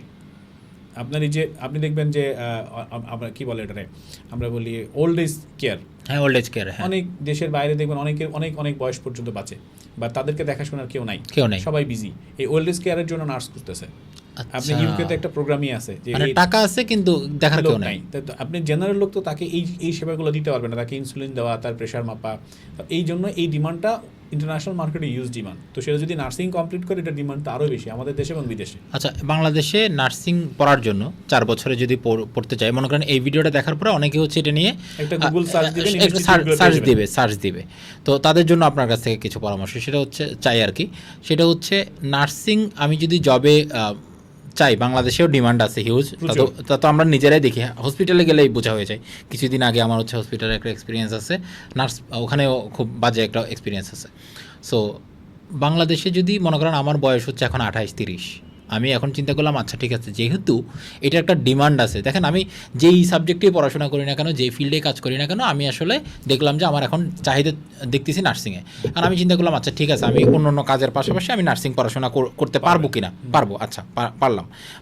আমি পেশেন্ট কেয়ার অ্যাটেন্ডেন্ট হিসেবে কোর্স করতে পারবেন। কয় বছরের এটা 6 মাস 1 বছরের কোর্স আছে, এটা নিয়ে বাইরে যাওয়া যাবে? হ্যাঁ, ডিমান্ডও আছে। ওয়াও, তাহলে এটা ডিপ্লোমা কোর্সও আছে, ডিপ্লোমা কোর্স 6 মাস বা 1 বছরের কোর্স আছে এবং ডিমান্ডও আছে। তার মানে আমি পেশেন্ট কেয়ারের সার্টিফিকেট নিয়ে বাইরে চলে যেতে হবে, আমি বাইরে চলে যেতে হবে। পেশেন্ট কেয়ারের এটা কি আপনাদের প্রতিষ্ঠান থেকে আছে? না, আমার প্রতিষ্ঠান থেকে, আমরা তো জাস্ট বিজনেস করি, হায়ার করি, বাট আমরা ট্রেনিং বা কোর্স করাই না, কোর্স করার না। আচ্ছা, কিন্তু এর বাংলাদেশে আছে अवेलेबल, মানে যারা অলরেডি এসএসসি পাস করছেন বা ইন্টার পাস করছেন, আচ্ছা যারা এসএসসি পাস করছেন তারা যদি এই ভিডিও দেখে থাকেন, তাহলে হচ্ছে আপনি এখনই নার্সিং হচ্ছে আপনার জন্য একটা বেটার অপশন হতে পারে। নার্সিং মানে হচ্ছে মেয়ে না, শুধু ছেলে মেয়ে দুইটাই। তো ওইটা আপনি 4 বছরের ডিপ্লোমা, এটা 4 বছরের ডিপ্লোমা না, ওদের ফুল নার্সিং কোর্স। আচ্ছা, আমি এটা সম্বন্ধে ওটা BSc I am not sure, মানে আমি পুরো আচ্ছা বিএসসি ইন নার্সিং একটা আছে, বাট আমি বিএসসি ইন নার্সিং আছে, তাহলে ইন্টারের পরে মনে হয় খুব সম্ভবত। যাই হোক, আপনারা খবর নিয়ে দেখতে পারেন, ওইটা নিয়ে আপনি ক্যারিয়ার শুরু করতে পারেন। এবং এটা হোয়াইট কলার জব, মানে আপনি হসপিটালে জব করবেন, দেশের বাইরে। On kind of white collar job বলতে অনেকেই বোঝে যে আমি টেবিল চেয়ারে বসে জব করব, আমার বাইরে যেতে হবে না, এসি রুম চলবে না, এরকম না। নার্সকে আপনাকে কিন্তু সেবা করতে হবে, সেবা কেন্দ্রিক একটা জব, এটা এমন না যে বলতে গেলে টেকনিক্যালের দিক থেকে রাজমিস্ত্রির চেয়ে কোনো অংশ কম না। আপনার ইনজেকশন পুশ করা, তারপর হচ্ছে তাকে টাইমলি প্রেসক্রিপশন বুঝতে হবে। আমি একটা মানুষের সেবা করতেছি, আমি কাজ করতেছি, ইনকাম করতেছি, একটা মানুষের সেবাও করতেছি, এটা তো সবের বিষয় তো আছে, সবের তো আছেই এটা। আচ্ছা, তাহলে ওইটা গেল। আচ্ছা, এটা গেল হচ্ছে যারা হচ্ছে একটু ছোট আছে বা পেশেন্ট কেয়ার নিয়েও এখন কোর্স করে হচ্ছে, তারা এটার জন্য অ্যাপ্লাই করতে পারবে। আরেকটা বিষয় বলি, যেমন হচ্ছে আমার মনে হয় আর কি, আমি জানি না, বাট আমার এখন মনে হচ্ছে আপনার সাথে কথা বলতে বলতে পেইন্টিংয়ের কাজটা মনে হয় একটু তুলনামূলক অনেক কঠিন একটা কাজ, আসলে অনেক কঠিন। দেখেন, অনেকেই মনে করে, আপনি সহজ উদাহরণ দিই, যে লাইট মারলেই ক্যামেরার পিছনে হয়ে গেল। লাইটটা অন করলে কোথায় লাইট ফেলতে হবে, এটা যারা এই ক্যামেরার পিছনে কাজ করতেছে বা লাইট নিয়ে কাজ করতেছে তারা জানে যে লাইট কী জিনিস। কালার এর থেকে কঠিন। আপনি একটা কালার কম্বিনেশন যদি মিলাইতে চান যে কাস্টমার আছে গোলাপি, কী কালার মিলাইলে গোলাপি হবে, এবং এইটা কী কালারের মধ্যে অনেক ভাগ আছে। আপনার প্লাস্টিক কালার আছে, তারপর হচ্ছে আরও বিভিন্ন টাইপের, যেগুলো আমি জানি না, বাট রং মিস্ত্রি হিউজ ডিমান্ড এই কারণে। ঠিক আছে, শুধু এমন না যে রং ধরলাম আর মেরে দিলাম, বাজার থেকে আনলাম, নট লাইক দ্যাট। অনেক কিছু শেখার আছে, কালার কোড আছে, ঠিক আছে, কোড অনুযায়ী কোড করতে হয়, এবং এটা অনেক পড়াশোনা আছে, যেহেতু কালার কোড আছে, অনেক কোড আছে, কোড নিয়ে কাজ করতে হয়। পেইন্টিং এর উপর কোনো কোর্স আছে? আপনি এমন কোনো ডিপ্লোমা আছে, আপনি যদি ডিপ্লোমার কোর্সগুলো দেখেন, এই জন্যই তো যারা স্কিল এবং ডিপ্লোমা, আচ্ছা যারা হচ্ছে টেকনিক্যাল থেকে বের হয়, এই জন্য হচ্ছে তারা দেশের বাইরে গেলে ভালো করে। দেশের বাইরে ভালো করে না, এই ইনস্টিটিউটগুলোতে চলে আসে, আইসা খুঁজে বের করে, ইন্টারভিউ দিয়ে ভালো ছেলে মানে ওদের যাওয়াও লাগে না। আরে ভাই, আমার দুবাইতে যে কোম্পানি, আমার দুবাইতে অফিস, আমি যে তার থাকছি, আমি যাই দেখলাম, বুলবুল ভাই, জানি না বুলবুল ভাই ভিডিওটা দেখবে কিনা, নাম বলে ফেললাম। বুলবুল ভাই জার্মান টেকনিক্যালে ছিল, উনি বগুড়ার একটা ছেলে। তো এখানে এসে টেক ছিল, উনি আইসা পড়াশোনা যখন শেষ করার পর দেখলো যে একটা ফরেনার আসছে, উনি কিছু লোক নিবে, ওই সময় এইখানে চলে আসছে প্রতিষ্ঠানে, আইসা এখান থেকে টেস্ট করা, এখান থেকে তাদেরকে নিয়ে গেছে, বিমান ভাড়া শুদ্ধ তারা দিছে। ওয়াও! তো কারণ হচ্ছে তার স্কিল রেক দরকার। আপনার এই স্কিলের জন্য এখন তো ডিমান্ড লেটার আসে। এই যে আমাদের যারা লোকজন বসে আছে, যে আপনি যদি স্কিলড হন, আপনার ডিমান্ড সব জায়গায়। আপনি আপনার বাসার যদি এসি লাগাইতে, একটা এসি লাগাইতে কত নেন? 2000 টাকা নিচে একটা এসি আপনি সেট আপ করতে পারেন। 3000 টাকা ভাইয়া? হ্যাঁ, তো আপনি এখন একটা ছেলে যদি একটা এসি 3000 টাকা লাগায়, মাসে কত টাকা? ও তো ডেইলি 3-4 টাকার কাজ করে। একটা ধরেন আপনি সিজনে, অন সিজনে, এভারেজে, বাস। তো আপনি বাংলাদেশে যদি তার ডিমান্ড এটা হয়, সে কি কাজ করতেছে? টেকনিক্যাল জব, তার খরচ কি? সময় ছাড়া তার খরচটা কি বলেন আমারে? না আর বক্স টক্স যা নিয়ে আসে ওরা তো তার ইনভেস্টমেন্ট, Investment. ওরা তো কস্টিং না। না সো এখন এটা হচ্ছে বিষয়, বাংলাদেশে যদি তার এটা হয় মার্কেট, তাহলে বাইরে কি? মানে আরো বেশি আপনি বাদ দেন, বাংলাদেশে একটা ভালো ড্রাইভার নেন তো আপনি 20-30 হাজার টাকা নিচে পসিবলই না, বা আরো বেশি। বাংলাদেশে, তাহলে বাইরে আপনি যেইটাই জানেন স্কিল্ড হন, এক কথায় স্কিল্ড হলে জবের অভাব নাই in Bangladesh or out of country হলে। এটা কি হয়, শুধু ডলারের মানটা বা টাকার মানটা চেঞ্জ হয়, জিনিসটা এক। সাথে ভাষা, যদি একটু স্পোকেনটা আপনি জানতে পারেন, ইংরেজি সেকেন্ড ল্যাঙ্গুয়েজ বিশ্বের প্রায় সব দেশে, বা যেই দেশে যাচ্ছেন সেই দেশের ভাষাটা জানা থাকলে আপনি স্মুথলি স্কিল, আর যদি ল্যাঙ্গুয়েজ থাকে আপনাকে পৃথিবীর কোনো দেশ থেকে পিছপা হতে হবে না। তাইলে ভাইয়া আমরা যে 16-18 বছর পড়াশোনা করলামটা কি তাহলে? ওটা আরেকদিন কথা বলবো না যে কি করলেন। আজকে এই সাবজেক্টে থাকে, আমার আরো একটা সাবজেক্ট আরেকটা রয়ে গেছে, ঠিক আছে। আর এই টপিকেও সেম কথা, যে আপনাদের যদি কোনো কোয়েশ্চেন থাকে জব রিলেটেড, আমি পারেন। চেষ্টা করবো হচ্ছে ভাইয়াকে আরেকদিন ধরে নিয়ে আসতে ভাইয়া, No problem. যে কোন কোন জবের জন্য, মানে আমি একদম এই জব ভিসার জন্য, স্টুডেন্ট ভিসা নিয়ে অনেক কথা বলছি আমরা, স্টুডেন্ট ভিসা নিয়ে মোটামুটি মার্কেটে সবাই জানে, সার্চ করতে পারে, কিন্তু জব ভিসা নিয়ে কিন্তু ইনফরমেশন অ্যাভেলেবেল না। problem. সো আপনাকে আরেকদিন ধরে নিয়ে আসবো এটার জন্য, যে ভাইয়া প্লিজ আমাদেরকে জানান কোন কোন জবের জন্য আমাদের প্রিপারেশন নেওয়া দরকার, কোথা থেকে প্রিপারেশন নিতে পারবো, কিভাবে কোর্স করতে পারবো, কোথা থেকে জব ম্যানেজ করতে পারবো, Okay. কি করতে পারবো, এটা নিয়ে শুধু জব নিয়ে চলে শুধু আসবো। জব নিয়ে চলে আসবো। ঠিক আছে, আচ্ছা ভাইয়া, এখন কথা হচ্ছে বিজনেস, এই এখনকার টপিক। এখন কথা হচ্ছে আমি আমার পড়াশোনা করতে আর মন চাইতেছে না, আমি আর পড়াশোনা করবোই না।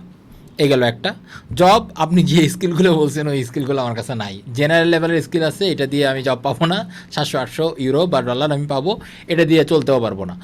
এখন আমার কাছে কিছু টাকা আছে, আমি এইটা যদি লাগে আমি ইনভেস্ট করে আমি আসলে বিজনেস সেট করতে চাই, এবং হচ্ছে আমার যে স্কিল আছে কন্টেন্ট ক্রিয়েশন এবং হচ্ছে প্রোমো বা এরকম যা কিছু আছে এগুলো নিয়ে আসলে আমি বিজনেস করতে চাই, বা এটা তো আমার বিজনেসের টপিক, ওনাদের নিজস্ব বিজনেস নিয়ে আসলে স্টার্ট করতে চায়, এবং সে চায় অ্যাব্রোডে সেটেল হইতে, বা ওখানে গিয়ে বিজনেস সেট আপ করতে চায়। এই ক্ষেত্রে আপনি আমাকে যদি একটু যেটা একটা গাইডেন্স দিতেন সবার জন্য। গ্রেট। আচ্ছা, তো 3টা মাধ্যমে সেটেল হওয়া যায়। স্টুডেন্টটা মোটামুটি আমি একটু কভার করার চেষ্টা করলাম, জবটা কভার করার চেষ্টা করলাম, এবার আসছি আমার বিজনেস। আচ্ছা, আজকে আপনি শুধু শুধু হতাশই হবেন। দেখেন, এখানেও সেই একই কথা, টাকা এবং আপনি কি ব্যবসা করবেন, আপনি কি ব্যবসা জানেন। যদি আপনি কোনো ব্যবসা না জানেন, আমরা জানি যে যারা এন্টারপ্রেনার 95% এন্টারপ্রেনার যদি না জেনে ব্যবসা করতে আসে এবং এক্সপার্ট না হয়, আগের কোনো অভিজ্ঞতা না থাকে, তাহলে 95% ব্যবসায়ী লস করে। আপনি কোনো ব্যবসা কি করেন না, যদি করেন তাহলে সেই ব্যবসা এখন বর্তমান অবস্থা কি, যে অবস্থায় থাকুক, সেই ব্যবসাটা যদি আপনি এক্সপ্যান্ড করতে চান বা ব্যবসা জানেন, বুঝেন, করছেন, এর থেকে আরও ভালো করতে চান, তাইলে আপনার বাইরের দেশে ব্যবসা সেট আপ করা ঠিক আছে, এবং তাইলে ওই ব্যবসায় আপনি শাইন করবেন বা ওই ব্যবসাটা আপনি বড় করতে পারবেন। কিন্তু কোনো ব্যবসায়ী আপনি জানেন না, আপনি পড়াশোনাও ঠিকঠাক করেন নাই, যেতে পারেন নাই, আপনি জবেও কোনো স্কিল নেন নাই, টাকা পয়সা নাই, বা আপনি কোনো স্কুল নিতে পারবেন না, এখন আপনি সব শেষ, আপনি করবেন ব্যবসা, খুবই ভালো কথা। কিন্তু ব্যবসাটা আপনি করতে চাইলে অবশ্যই দেশ থেকে আপনাকে শুরু করা উচিত, বা যেই ব্যবসাটা আপনি করতে চান সেই ব্যবসা অন্ততপক্ষে চাকরি বাকরি করা উচিত। যদি কোনো স্কিল আপনার না থাকে, কোনো কিছু জানা না থাকে, তাহলে ব্যবসা শুরু করলে আপনি লুজার হবেন। এবার আসি কোন দেশে আপনি ব্যবসা করতে যাবেন। একই কথা, যদি আপনি সেটেল হইতে চান এই same Europe, USA, UK, Canada, Australia, যদি আপনি ব্যবসা করতে পারেন, ওই দেশ আপনাকে বসবাস করার সুযোগ দেয়, পাসপোর্টের সুযোগ দেয়, করতে পারেন। কিন্তু ব্যবসা করতে সুযোগ দেয় না পৃথিবীর এমন কোনো দেশ নেই। আপনি ইউএসএ সবাই ব্যবসা করার সুযোগ দেয়, আপনি দেন $50 লাখ, $50 লাখ দেন, আপনাকে কার্ড দিয়ে দিবে। $50 লাখ দিলে আপনাকে, এখন আমরা যেটা বলি ট্রাম্প কার্ড, অর্থাৎ গ্রিন কার্ডকে ট্রাম্প এইটা বলছে, তুমি $50 মিলিয়ন দাও, আমি তুমি গ্রিন কার্ড নিয়ে যাও, পাসপোর্ট নিয়ে যাও, নাগরিকত্ব হইতে পারবে, আসো আমার দেশে ব্যবসা করো। সো তুমি পৃথিবীর এমন কোনো দেশ পাবেন না, আপনি অস্ট্রেলিয়া বলেন, ইউকে বলেন, ইউরোপ বলেন, পৃথিবীর, আপনি চায়না বলেন, আপনি চায়না তো অনেক, তারা গণতন্ত্র না, তারা সমাজতন্ত্র, চায়না কিছু করে, তারপর আপনারা ব্যবসা করতে রাখতেছে, আসো তুমি ব্যবসায়ী হইলে আমার দেশে ব্যবসা করো। পৃথিবীর এমন কোনো দেশ পাবেন না। ইসরায়েল বলেন, চায়না নাগরিকত্ব দিবে, নাগরিকত্ব দিবে না, কিন্তু গোল্ড আপনি লাইফ টাইম থাকতে পারবেন, আপনি কি রিনিউ করতে পারবেন এবং সাথে ব্যবসা করতে পারবেন। মানে আমার দেশের প্রোডাক্ট তুমি পৃথিবীতে বিক্রি করো। চায়না আবার একটা জিনিস আছে, তুমি আমার দেশে চায়না কিছু বেচতে পারবে না, আমার দেশের জিনিস তুমি পৃথিবীর, মানে ওখানে গিয়ে ইনভেস্টমেন্ট করো, তারপর সেই প্রোডাক্টটা বাইরে বিক্রি করো, বা আমার যে প্রোডাক্ট আছে তুমি সেটা বাইরে বিক্রি করো, এটাকে তুমি আরো ডেভেলপ করো। সো এরকম পৃথিবীর একাই আমাদের দেশে, ভাই আমাদের দেশে ইনভেস্টর খুঁজতেছি। আপনি দেখবেন এই চাইনিজটা নিয়ে আসছে ইন্টারন্যাশনাল, এই যে আশিকুর রহমান না, বিডার চেয়ারম্যান, সো উনিও ইনভেস্টর খুঁজতেছে। সো এইটা হচ্ছে বিষয়। আপনি যদি এখানেও সেই একই টাকার কথা বলেন, কমপক্ষে 30 থেকে 40 লাখ টাকার নিচে আপনি ইউরোপে কোথাও সহজে ব্যবসা সেট করতে পারবেন না। বাট সেটা হচ্ছে হোয়াট ইজ ইউর বিজনেস, আপনার বিজনেস নেচারটা কি। ওই বিজনেসে কী পরিমাণ ইনভেস্ট লাগবে সেটা হিসাব নিকাশ করে যাওয়া উচিত। যদি সার্ভিস ওরিয়েন্টেড বিজনেস হয় 30-4 লাখ টাকা মোর এনাফ, দরকার করে না, কিন্তু সবচেয়ে কম টাকা এটা নিয়ে আপনি ইউরোপের অনেক দেশে সেট হয়ে যেতে পারবেন। আর যদি ম্যাক্সিমাম বলেন 1 থেকে 1.5 কোটি টাকা নিচে সম্ভবপর হয় না। এত টাকাও ব্যাপার না, যদি আপনি ব্যবসা না জানেন পুরোটাই আপনার জলে যাবে।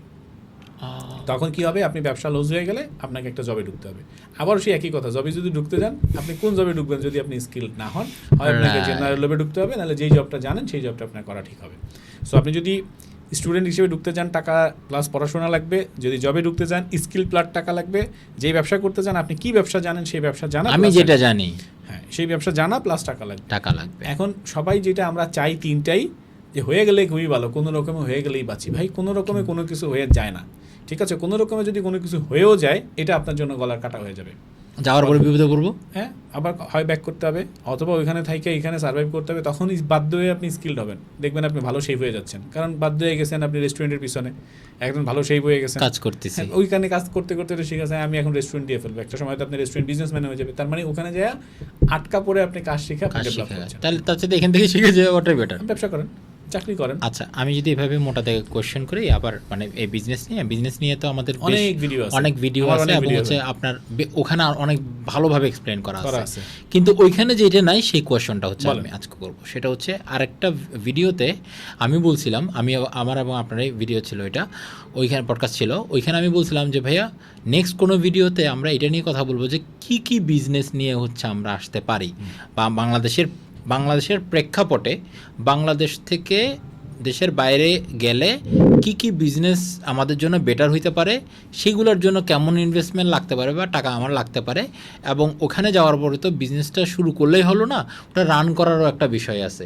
সেই ক্ষেত্রে আমরা আসলে কী করা লাগবে, কী করা যাবে না, আপনার পরামর্শ কী, এই বিষয়ে যদি আমরা আজকে একটু বিস্তারিত কথা বলি। ওকে, প্রথম হচ্ছে আমি আবারও সেই একই প্রসঙ্গে, ধরেন আমাদের দেশে যারা গার্মেন্টস বিজনেস করে বা গার্মেন্টস রিলেটেড আছে, তারা গার্মেন্টসটা ভালো বুঝে। অনেক হয়তো চিন্তা করতেছে আমি গার্মেন্টসটা বাইরে নিয়ে বিক্রি করবো বা গার্মেন্টসের প্রোডাক্টটা বাইরে নিয়ে বিক্রি করবো। আমি জানি আমি যেই টাইমে বাংলাদেশে কিনতে পারবো, বাইরের একটা লোক বাংলাদেশে সেই টাইমে কিনতে পারবে না। হতে পারে গার্মেন্টসের প্রোডাক্ট আপনি নিয়ে সেল করতে পারেন। এখন গার্মেন্টসের প্রোডাক্ট এক কন্টেনার প্রোডাক্ট যদি আপনি নিয়ে যান, আপনার 20 লাখ 30 লাখ 40 লাখ টাকা বিল আসতে পারে। নিয়ে যাওয়াটাই শেষ কথা না, ওখানে আপনার একটা স্টোর লাগবে, ওখানে একটা সেলসম্যান লাগবে, এগুলো আপনার যারা বায়ার আছে তাদের কাছে বিক্রি করতে হবে বা শপে আপনার বিক্রি করতে হবে। ডিপেন্ড আপনি আপনার গার্মেন্টস ব্যবসা সম্পর্কে জানতে হবে। সো গার্মেন্টস ব্যবসা সম্পর্কে যে জানে সে জানে তার খরচটা কেমন। এখন আপনি তো পৃথিবীর সব ব্যবসা সম্বন্ধে আমি এক্সপার্ট না। আমি একটা ব্যবসা করতে কীরকম খুলতে কীরকম টাকা লাগে, কি খুললে কীভাবে তার ভিসাটা হইতে পারে, কীভাবে তার সেটআপমেন্ট হইতে পারে, এইটা আমি বলতে পারবো। কিন্তু এইটা সব ব্যবসার জন্য আমি বলতে পারবো না যে কত টাকা তার ওই ব্যবসার জন্য লাগবে। ধরেন সে একজন ডিজিটাল মার্কেটার, আমি যদি বলি আপনি একটি স্টুডিওর ব্যবসায়ী ওখানে করবেন, আপনি হয়তো বলতে পারবেন যে স্টুডিও ব্যবসা কয় টাকা। রাইট, আমি মনে এটা চিন্তা করতেছিলাম যে আপনি একটা স্টুডিও দিলে আপনার ক্যামেরার প্রাইস ইন্টারন্যাশনালি প্রাইস সেম, কারণ এটা তো আমাদের দেশের প্রোডাক্ট না, ঠিক আছে? এই মাউনা আমার দেশের প্রোডাক্ট না, লাইট আমার দেশের প্রোডাক্ট না। সো আমার দেশে যা প্রাইস ওখানে আমার সেম প্রাইস। প্লাস অনেক ক্ষেত্রে দেখা যাবে ট্যাক্স কম হওয়ার কারণে ওখানে আপনি কমে পাবেন।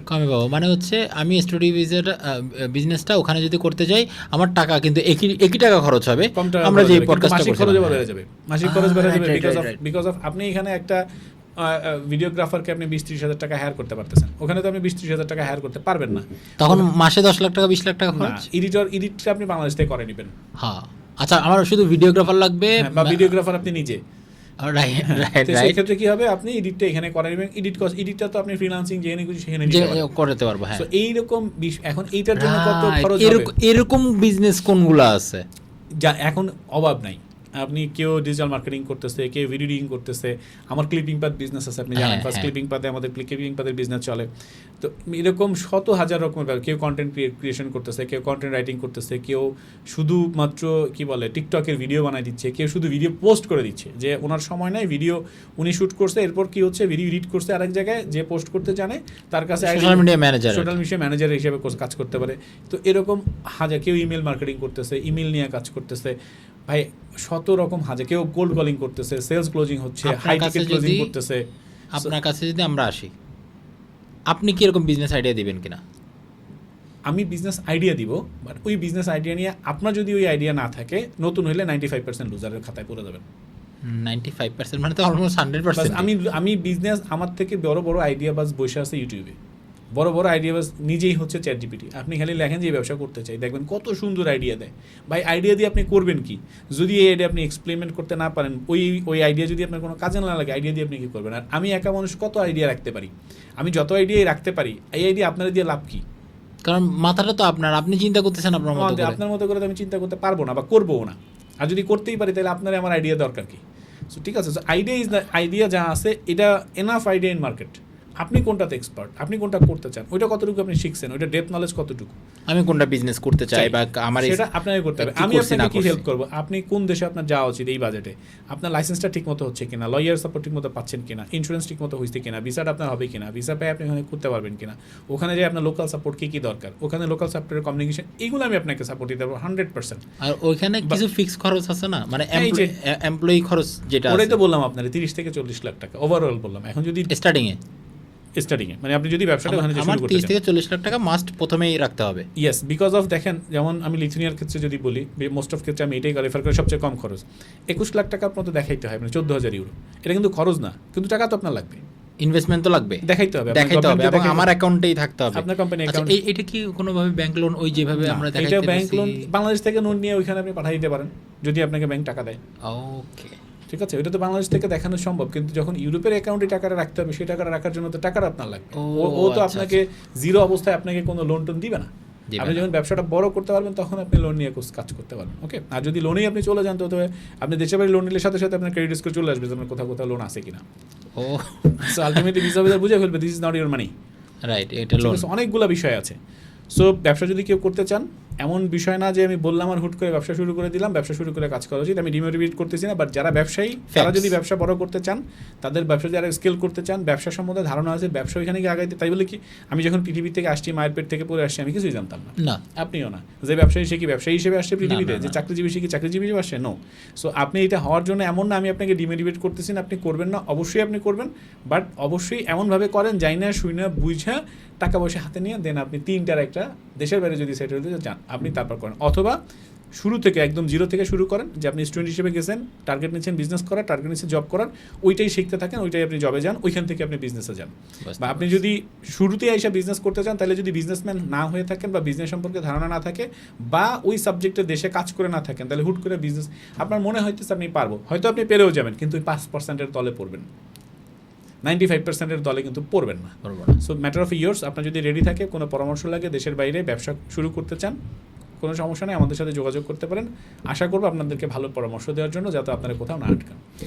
আজকে আর কোনো প্রশ্ন আছে ভাইয়া? হ্যাঁ, আমার বিজনেস নিয়ে খুব বেশি প্রশ্ন নাই, আমি মোটামুটি একটা আইডিয়া পাইছি। মোটা দাগে কথা হচ্ছে এরকম যে দেশের বাইরে যদি আপনি বিজনেস, আপনার এক্সিস্টিং বিজনেসকে যদি আপনি এক্সপ্যান্ড করতে চান, আর পাশাপাশি আপনি অনেক দিন যাবত জব করছেন কোনো একটা কোম্পানিতে, সেই নলেজটা দিয়ে আপনি এখন বিজনেস করতে চান, you have enough money invest করার মতো, সো আপনি ওইটা ইনভেস্ট করে এখন দেশের বাইরে সেটেল হয়ে যেতে পারেন, ওখানে বিজনেস রান করতে পারেন। সেটা স্টার্টিং মিনিমাম 30 থেকে 40 লাখ টাকা, এটা আপনার ইনভেস্ট করার মতো, এমন না যে আপনার বাংলাদেশের অ্যাকাউন্ট আছে নিয়ে যেতে পারবেন না, এমন যেন না হয়, ওখানে যেন ইনভেস্ট করতে পারেন, এই টাকাটা লাগবে। এরপরে রান করার জন্য মোটামুটি সে যদি সার্ভিস ওরিয়েন্টেড বিজনেস হয় তাহলে টাকাই লাগবে না। কিন্তু আমি যদি ওখানে কোনো রেস্টুরেন্ট দিতে চাই, প্রোডাক্ট সার্ভিস, তখন আমার ওখানে লোকের হায়ারিং আছে, শেফ হায়ারিং আছে, তারপর হচ্ছে আমার ডেকোরেশন আছে, প্লেস আছে, ডেইলি কস্টিং আছে, এরকম অনেক কিছু বিষয় আছে, এটা হচ্ছে ডিপেন্ড করে। আচ্ছা, বুঝতে পারলাম। আচ্ছা, এর বাইরে আরও যদি কারো কোনো কোয়েশ্চেন থাকে, ডেফিনেটলি ফোন নাম্বার দেওয়া আছে আপনাদের এখানে, এবং আপনি যদি সরাসরি ভাইয়ের সাথে অ্যাপয়েন্টমেন্ট নিতে চান বা কন্ট্যাক্ট করতে চান, সেক্ষেত্রে হচ্ছে আমাদের সাথে কল দিলেই হবে। বিজনেস নিয়ে পরবর্তীতে আরও কিছু আমরা নিয়ে আসবো না, যে আসলে ব্যবসাটা কীভাবে শুরু করা উচিত, কী করা উচিত, যারা একদম জিরো লেভেল থেকে চাচ্ছেন, আমি চেষ্টা করবো আমার অভিজ্ঞতা থেকে। হ্যাঁ, এটা তো আপনি অলওয়েজ চেষ্টা করতেছেন অনেক দিন ধরেই। দেখেন, ভাইয়াকে আমি চিনি অনেক দিন হয়ে গেছে, অলমোস্ট ইয়ারের কাছাকাছি। সো ভাইয়া যেভাবে চেষ্টা করতেছেন, আপনারা যারা স্টুডেন্ট ভিসা বলেন, জব ভিসা বলেন, তারপর হচ্ছে বিজনেস ভিসা বলেন, ইভেন মাঝখানে আমরা নোম্যাড ভিসা নিয়েও কথা বলছি, এটাও জব, ওইটা কাইন্ড অফ জব, আপনার স্কিলড হইতে হবে। সো ভাই নোম্যাড ভিসা নিয়ে কি আজকে কোনো কথা বলবো নাকি হচ্ছে অন্য একদিন? আজকে অলরেডি তো প্রায় 1 ঘন্টার কাছে উপরে হয়ে গেছে, কিছু ক্লায়েন্টও চলে আসছে। আচ্ছা আচ্ছা, তাহলে হচ্ছে আজকে আর না, আজকে অন্য একদিন কথা বলবো। তো আপনারা ভাইয়াকে আমি দেখছি এটা নিয়ে খুব ভালোভাবে কাজ করার, এবং আমি এই জন্য মানে ভাইয়াকে তো আসলে পছন্দ করি, ভালোবাসি, রেসপেক্ট করি অনেকগুলো রিজন। তার মধ্যে ওয়ান অফ দ্য মোস্ট যেটা রিজন সেটা হচ্ছে এডুকেশন সিস্টেম নিয়ে খুবই আপসেট বাংলাদেশের। আমি নিজে এটার ভুক্তভোগী, আমি জানি হচ্ছে আপনিও ভুক্তভোগী, আমার মতো যারা আছেন আমরা সবাই ভুক্তভোগী। আসলে এটা আসলে দোষ কাকে দিব আমরা জানি না, এটা আসলে দোষ দেওয়ার মতো কেউ নাই, দোষ হচ্ছে আমাদের, আমরা কেন বুঝি নাই। তো সেই জায়গা থেকে আফসোস নিয়ে যখন হচ্ছে আমি এই বিষয়গুলো নিয়ে ভাইয়ের সাথে কথা বলি, তখন ভাইয়ের সাথে কথা বলার পর আমি না মোটিভেশন পাই। এখন মোটিভেশন পাওয়ার পরে আমি চেষ্টা করতেছি আমি কিছু একটা করতে পারি কিনা, বা আমিও অ্যাব্রোডে সেটেল হইতে পারি কিনা। ওই জায়গায় ভাইকে দেখছি হচ্ছে অলওয়েজ চেষ্টা করতে মানুষকে সাপোর্ট দেওয়ার জন্য, সেটা মেন্টালি হোক, সেটা গাইডেন্স দিয়ে হোক, সঠিক ইনফরমেশন দিয়ে হোক। তো আপনি সঠিক ইনফরমেশন যদি পাইতে চান, ফার্স্ট গ্লোবাল ভিসা কনসালটেন্সি আপনার পাশে থাকবে অবশ্যই অলওয়েজ। আর হচ্ছে দেখেন, কেরিয়ারের একটা পর্যায়ে গিয়ে যেন আফসোস করতে না হয়, ইস এটা করলে মনে হয় ভালো হয়। আর আমাদের দেশের যতগুলো স্টুডেন্ট আছে, আমি আগে বলতাম হচ্ছে 90%, এখন বলি 100% আমরা সবাই আফসোস করি যে ইস আমরা যদি অ্যাব্রোডে গিয়ে সেটেল হইতে পারতাম। কারণ একটা জীবনের একটা পর্যায়ে এসে না এভাবে মনে হয় যে আমার যদি এই জিনিসটা আগে করতাম তাহলে হচ্ছে আমার অনেক বেশি বেটার হতো। এই জিনিসটা যদি না হয়, বা ওই বৃদ্ধকালে আমি অনেক সময় কথা বলার সময় একটা কথা বলি ভাইয়া, যে বৃদ্ধ সময় আল্লাহ যদি বাঁচায় রাখে, 50 থেকে 60 বছর বয়সে গিয়ে পার্কের বেঞ্চে বসে আফসোস করতে চায় না, ইস এই কাজটা যদি আমি করতাম তাহলে আজকে হয়তো এই আফসোসটা আমার থাকবে না। এই যে রিগ্রেটটা, এটা ভাই রাখেন না, এটা রাখেন না। আমি খুব ছোট মানুষ, আমার মনে হয়েছে এই রিগ্রেট আমি রাখবো না। আমার লাইফে যাওয়া মন চায় আমি তা করছি, আমার কোনো রিগ্রেট নাই, আমি বলতে পারবো। সো লাস্ট একটা আমার চাওয়া আছে, সেটা হচ্ছে আমি অ্যাব্রোডে সেটেল হব। আমি অলরেডি চেষ্টা করতেছি। আপনাদের জন্য বলছিলেন কাউরে না বলতে, না আমি কোন দেশে সেটা বলতে মানা করছি, চেষ্টা করতেছি। আমি চাই বাংলাদেশে যতগুলো মেধা আছে ভাই সবাই চলে যান, আপনাদের ছেলেপেলেকে পাঠাই দেন, ঠিক আছে? ব্রেন ড্রেন আমি বিশ্বাস করি না ভাই, আমাদের বাইরে যেতে হবে, দেশকে বাঁচাতে হলেও বাইরে যেতে হবে, কারণ আমাদের দেশের এখন প্রচুর পরিমাণে টাকা দরকার। সেটা একমাত্র সম্ভব হচ্ছে আমরা যদি রেমিটেন্স পাঠাই। সো যারা আছেন দেশের স্বার্থে, যারা দেশে রয়ে গেছেন, জব করতেছেন, বেস্ট অফ লাক। কিন্তু বাকিরা কি করবো? আমরা তো আর যেতে পারবো না, সবাই তো গভর্নমেন্ট জব করতে পারবো না, সবাই তো ইনফ্রাস্ট্রাকচার যে কাজ করতে পারবো না। আমরা স্কিলড হই, নার্সিং আপনি যেটা বললেন, তারপর হচ্ছে 1 বছরের ডিপ্লোমা, 2 বছরের ডিপ্লোমা করে আমরা হচ্ছে চলে যেতে পারি। এই আর কি, আর কথা বাড়াবো না। সবাই সুখে থাকেন, শান্তিতে থাকেন, সবাই আপনারা কেরিয়ার গ্রো করেন, এই কামনায় আজকে এখানে শেষ করতেছি। ভাইয়া শেষ করতেছে না, সামনে অনেক ক্যারিয়ার নিয়ে আসবে, ক্যারিয়ার নিয়ে কথাবার্তা ইনশাআল্লাহ ওনার পডকাস্টে আসবে ইনশাআল্লাহ। আচ্ছা, সবাই সাপোর্ট দিবেন ইনশাআল্লাহ। আমি চেষ্টা করতেছি ভাইয়া যে আচ্ছা, আরেকটা আজকে এই ভিডিওতে আমি একটা করি, সেটা হচ্ছে এডুকেশন সিস্টেম নিয়ে আমি একটা ভিডিও বানানোর কথা সেই অনেক আগে থেকেই। ওই ভিডিওতে না আপনার একটা হেল্প লাগবে, নো প্রবলেম। ওই ভিডিওতে আমি ভাইয়াকেও হচ্ছে একটা ভাইয়ের সাথে কোলাবোরেট করে একটা কন্টেন্ট পাবলিশ করার চিন্তা ভাবনা করতেছি। টোটাল এডুকেশন সিস্টেম, এই সিস্টেম থেকে কীভাবে বাঁচা যায়, এবং হচ্ছে কীভাবে আসলে আমরা কেরিয়ার নিয়ে আরও ভালোভাবে কাজ করতে পারি। আজকে তো পডকাস্টটা ছিল হচ্ছে বাইরে অ্যাব্রোড কেরিয়ার নিয়ে, আপনি পড়াশোনা করতে যাবেন নাকি জব করতে যাবেন নাকি বিজনেস করতে যাবেন, জি আপনার যাওয়া উচিত, আপনার চ্যালেঞ্জগুলো কি। এখানে আমি একটু শেষ করব, আপনার তো মোটামুটি শেষ। আরেকটা বিষয়, অ্যাব্রোড কেরিয়ার নিয়ে হচ্ছে আজকে কথা বলছেন। আমরা যেটা নিয়ে কথা বলবো সেটার জন্য দেশেও একটা গাইডেন্স থাকে আপনার কাছে, ইন ফিউচারে যেটা রিজন হচ্ছে ভাইয়া কিন্তু গ্রুপ অফ কোম্পানির এমডি, ঠিক আছে? সো ওনার অনেকগুলো কোম্পানি হচ্ছে উনি একসাথে ম্যানেজ করে। আমি গত অনেক দিন ধরে দেখে আসতেছি, ইভেন আমরা ওরকমই একটা বিজনেসে মানে এই যে স্টুডিওতে বসে আছি। সো এই জন্য হচ্ছে ভাইয়ের কাছ থেকে আমরা ওইটাও জানার চেষ্টা করবো যে ভাইয়া আমি আসলে দেশে কেরিয়ার করতে চাই, আমার যেহেতু বাইরে যাওয়ার সুযোগ হচ্ছে না, দেশে আমি কিভাবে কি করতে পারি, যদি একটা পরামর্শ দেন। যে দেখেন, সাকসেসফুল মানুষের কাছ থেকে আমরা জানতে চাইবো অবশ্যই। এই আর কি ভাইয়া, এই মোটামুটি অত বড় কিছু না। আমার একটা পয়েন্ট আছে, সেটা হলো দেখেন, আমি যে কথাগুলো বলছি আজকের এই ভিডিওতে সেটা হচ্ছে কমন কথা, বাট প্রত্যেকের পার্সোনাল লাইফটা কিন্তু আলাদা। হতে পারে আপনি স্টুডেন্ট, হতে পারে আপনি বিজনেসম্যান, হতে পারে আপনি জব। কমন কথাগুলোর সাথে যদি আপনি আপনার লাইফের সাথে মিলাইতে চান, না মেলাটাই স্বাভাবিক। যদি আপনি আপনার পার্সোনাল কনসার্ন করতে চান যে ভাই আমার কী করা উচিত, যে কোনো সময় আপনি আমাদের অফিসে আসতে পারেন, আমাদের কনসালটেন্ট আছে বা আমি আছি। আমি চেষ্টা করব আপনার অনুযায়ী গাইডলাইন দেওয়ার জন্য। হতে পারে সেটা আপনার জন্য উপকার হইলেও হতে পারে, যদি উপকার না হয় নেবেন না, হয় যদি উপকার হয় আমি উপকৃত হবে বা আমার ভালো লাগবে। মানে ভাই বুঝতে পারছেন, আপনি একজন গ্রুপ অফ কোম্পানির এমডির কাছ থেকে সরাসরি অফার পাইলেন যে আপনি আপনার কেরিয়ার নিয়ে কী করবেন, সেইটার জন্য আপনি কনসালটেন্সি পাচ্ছেন ফ্রিতে। No problem. সো মিস করেন না যারা দেখতেছেন। তাহলে দেখা হচ্ছে আমাদের পরের কোনো ভিডিওতে, পরের কোনো পডকাস্টে। সেই পর্যন্ত আল্লাহ হাফেজ, আসসালামু আলাইকুম।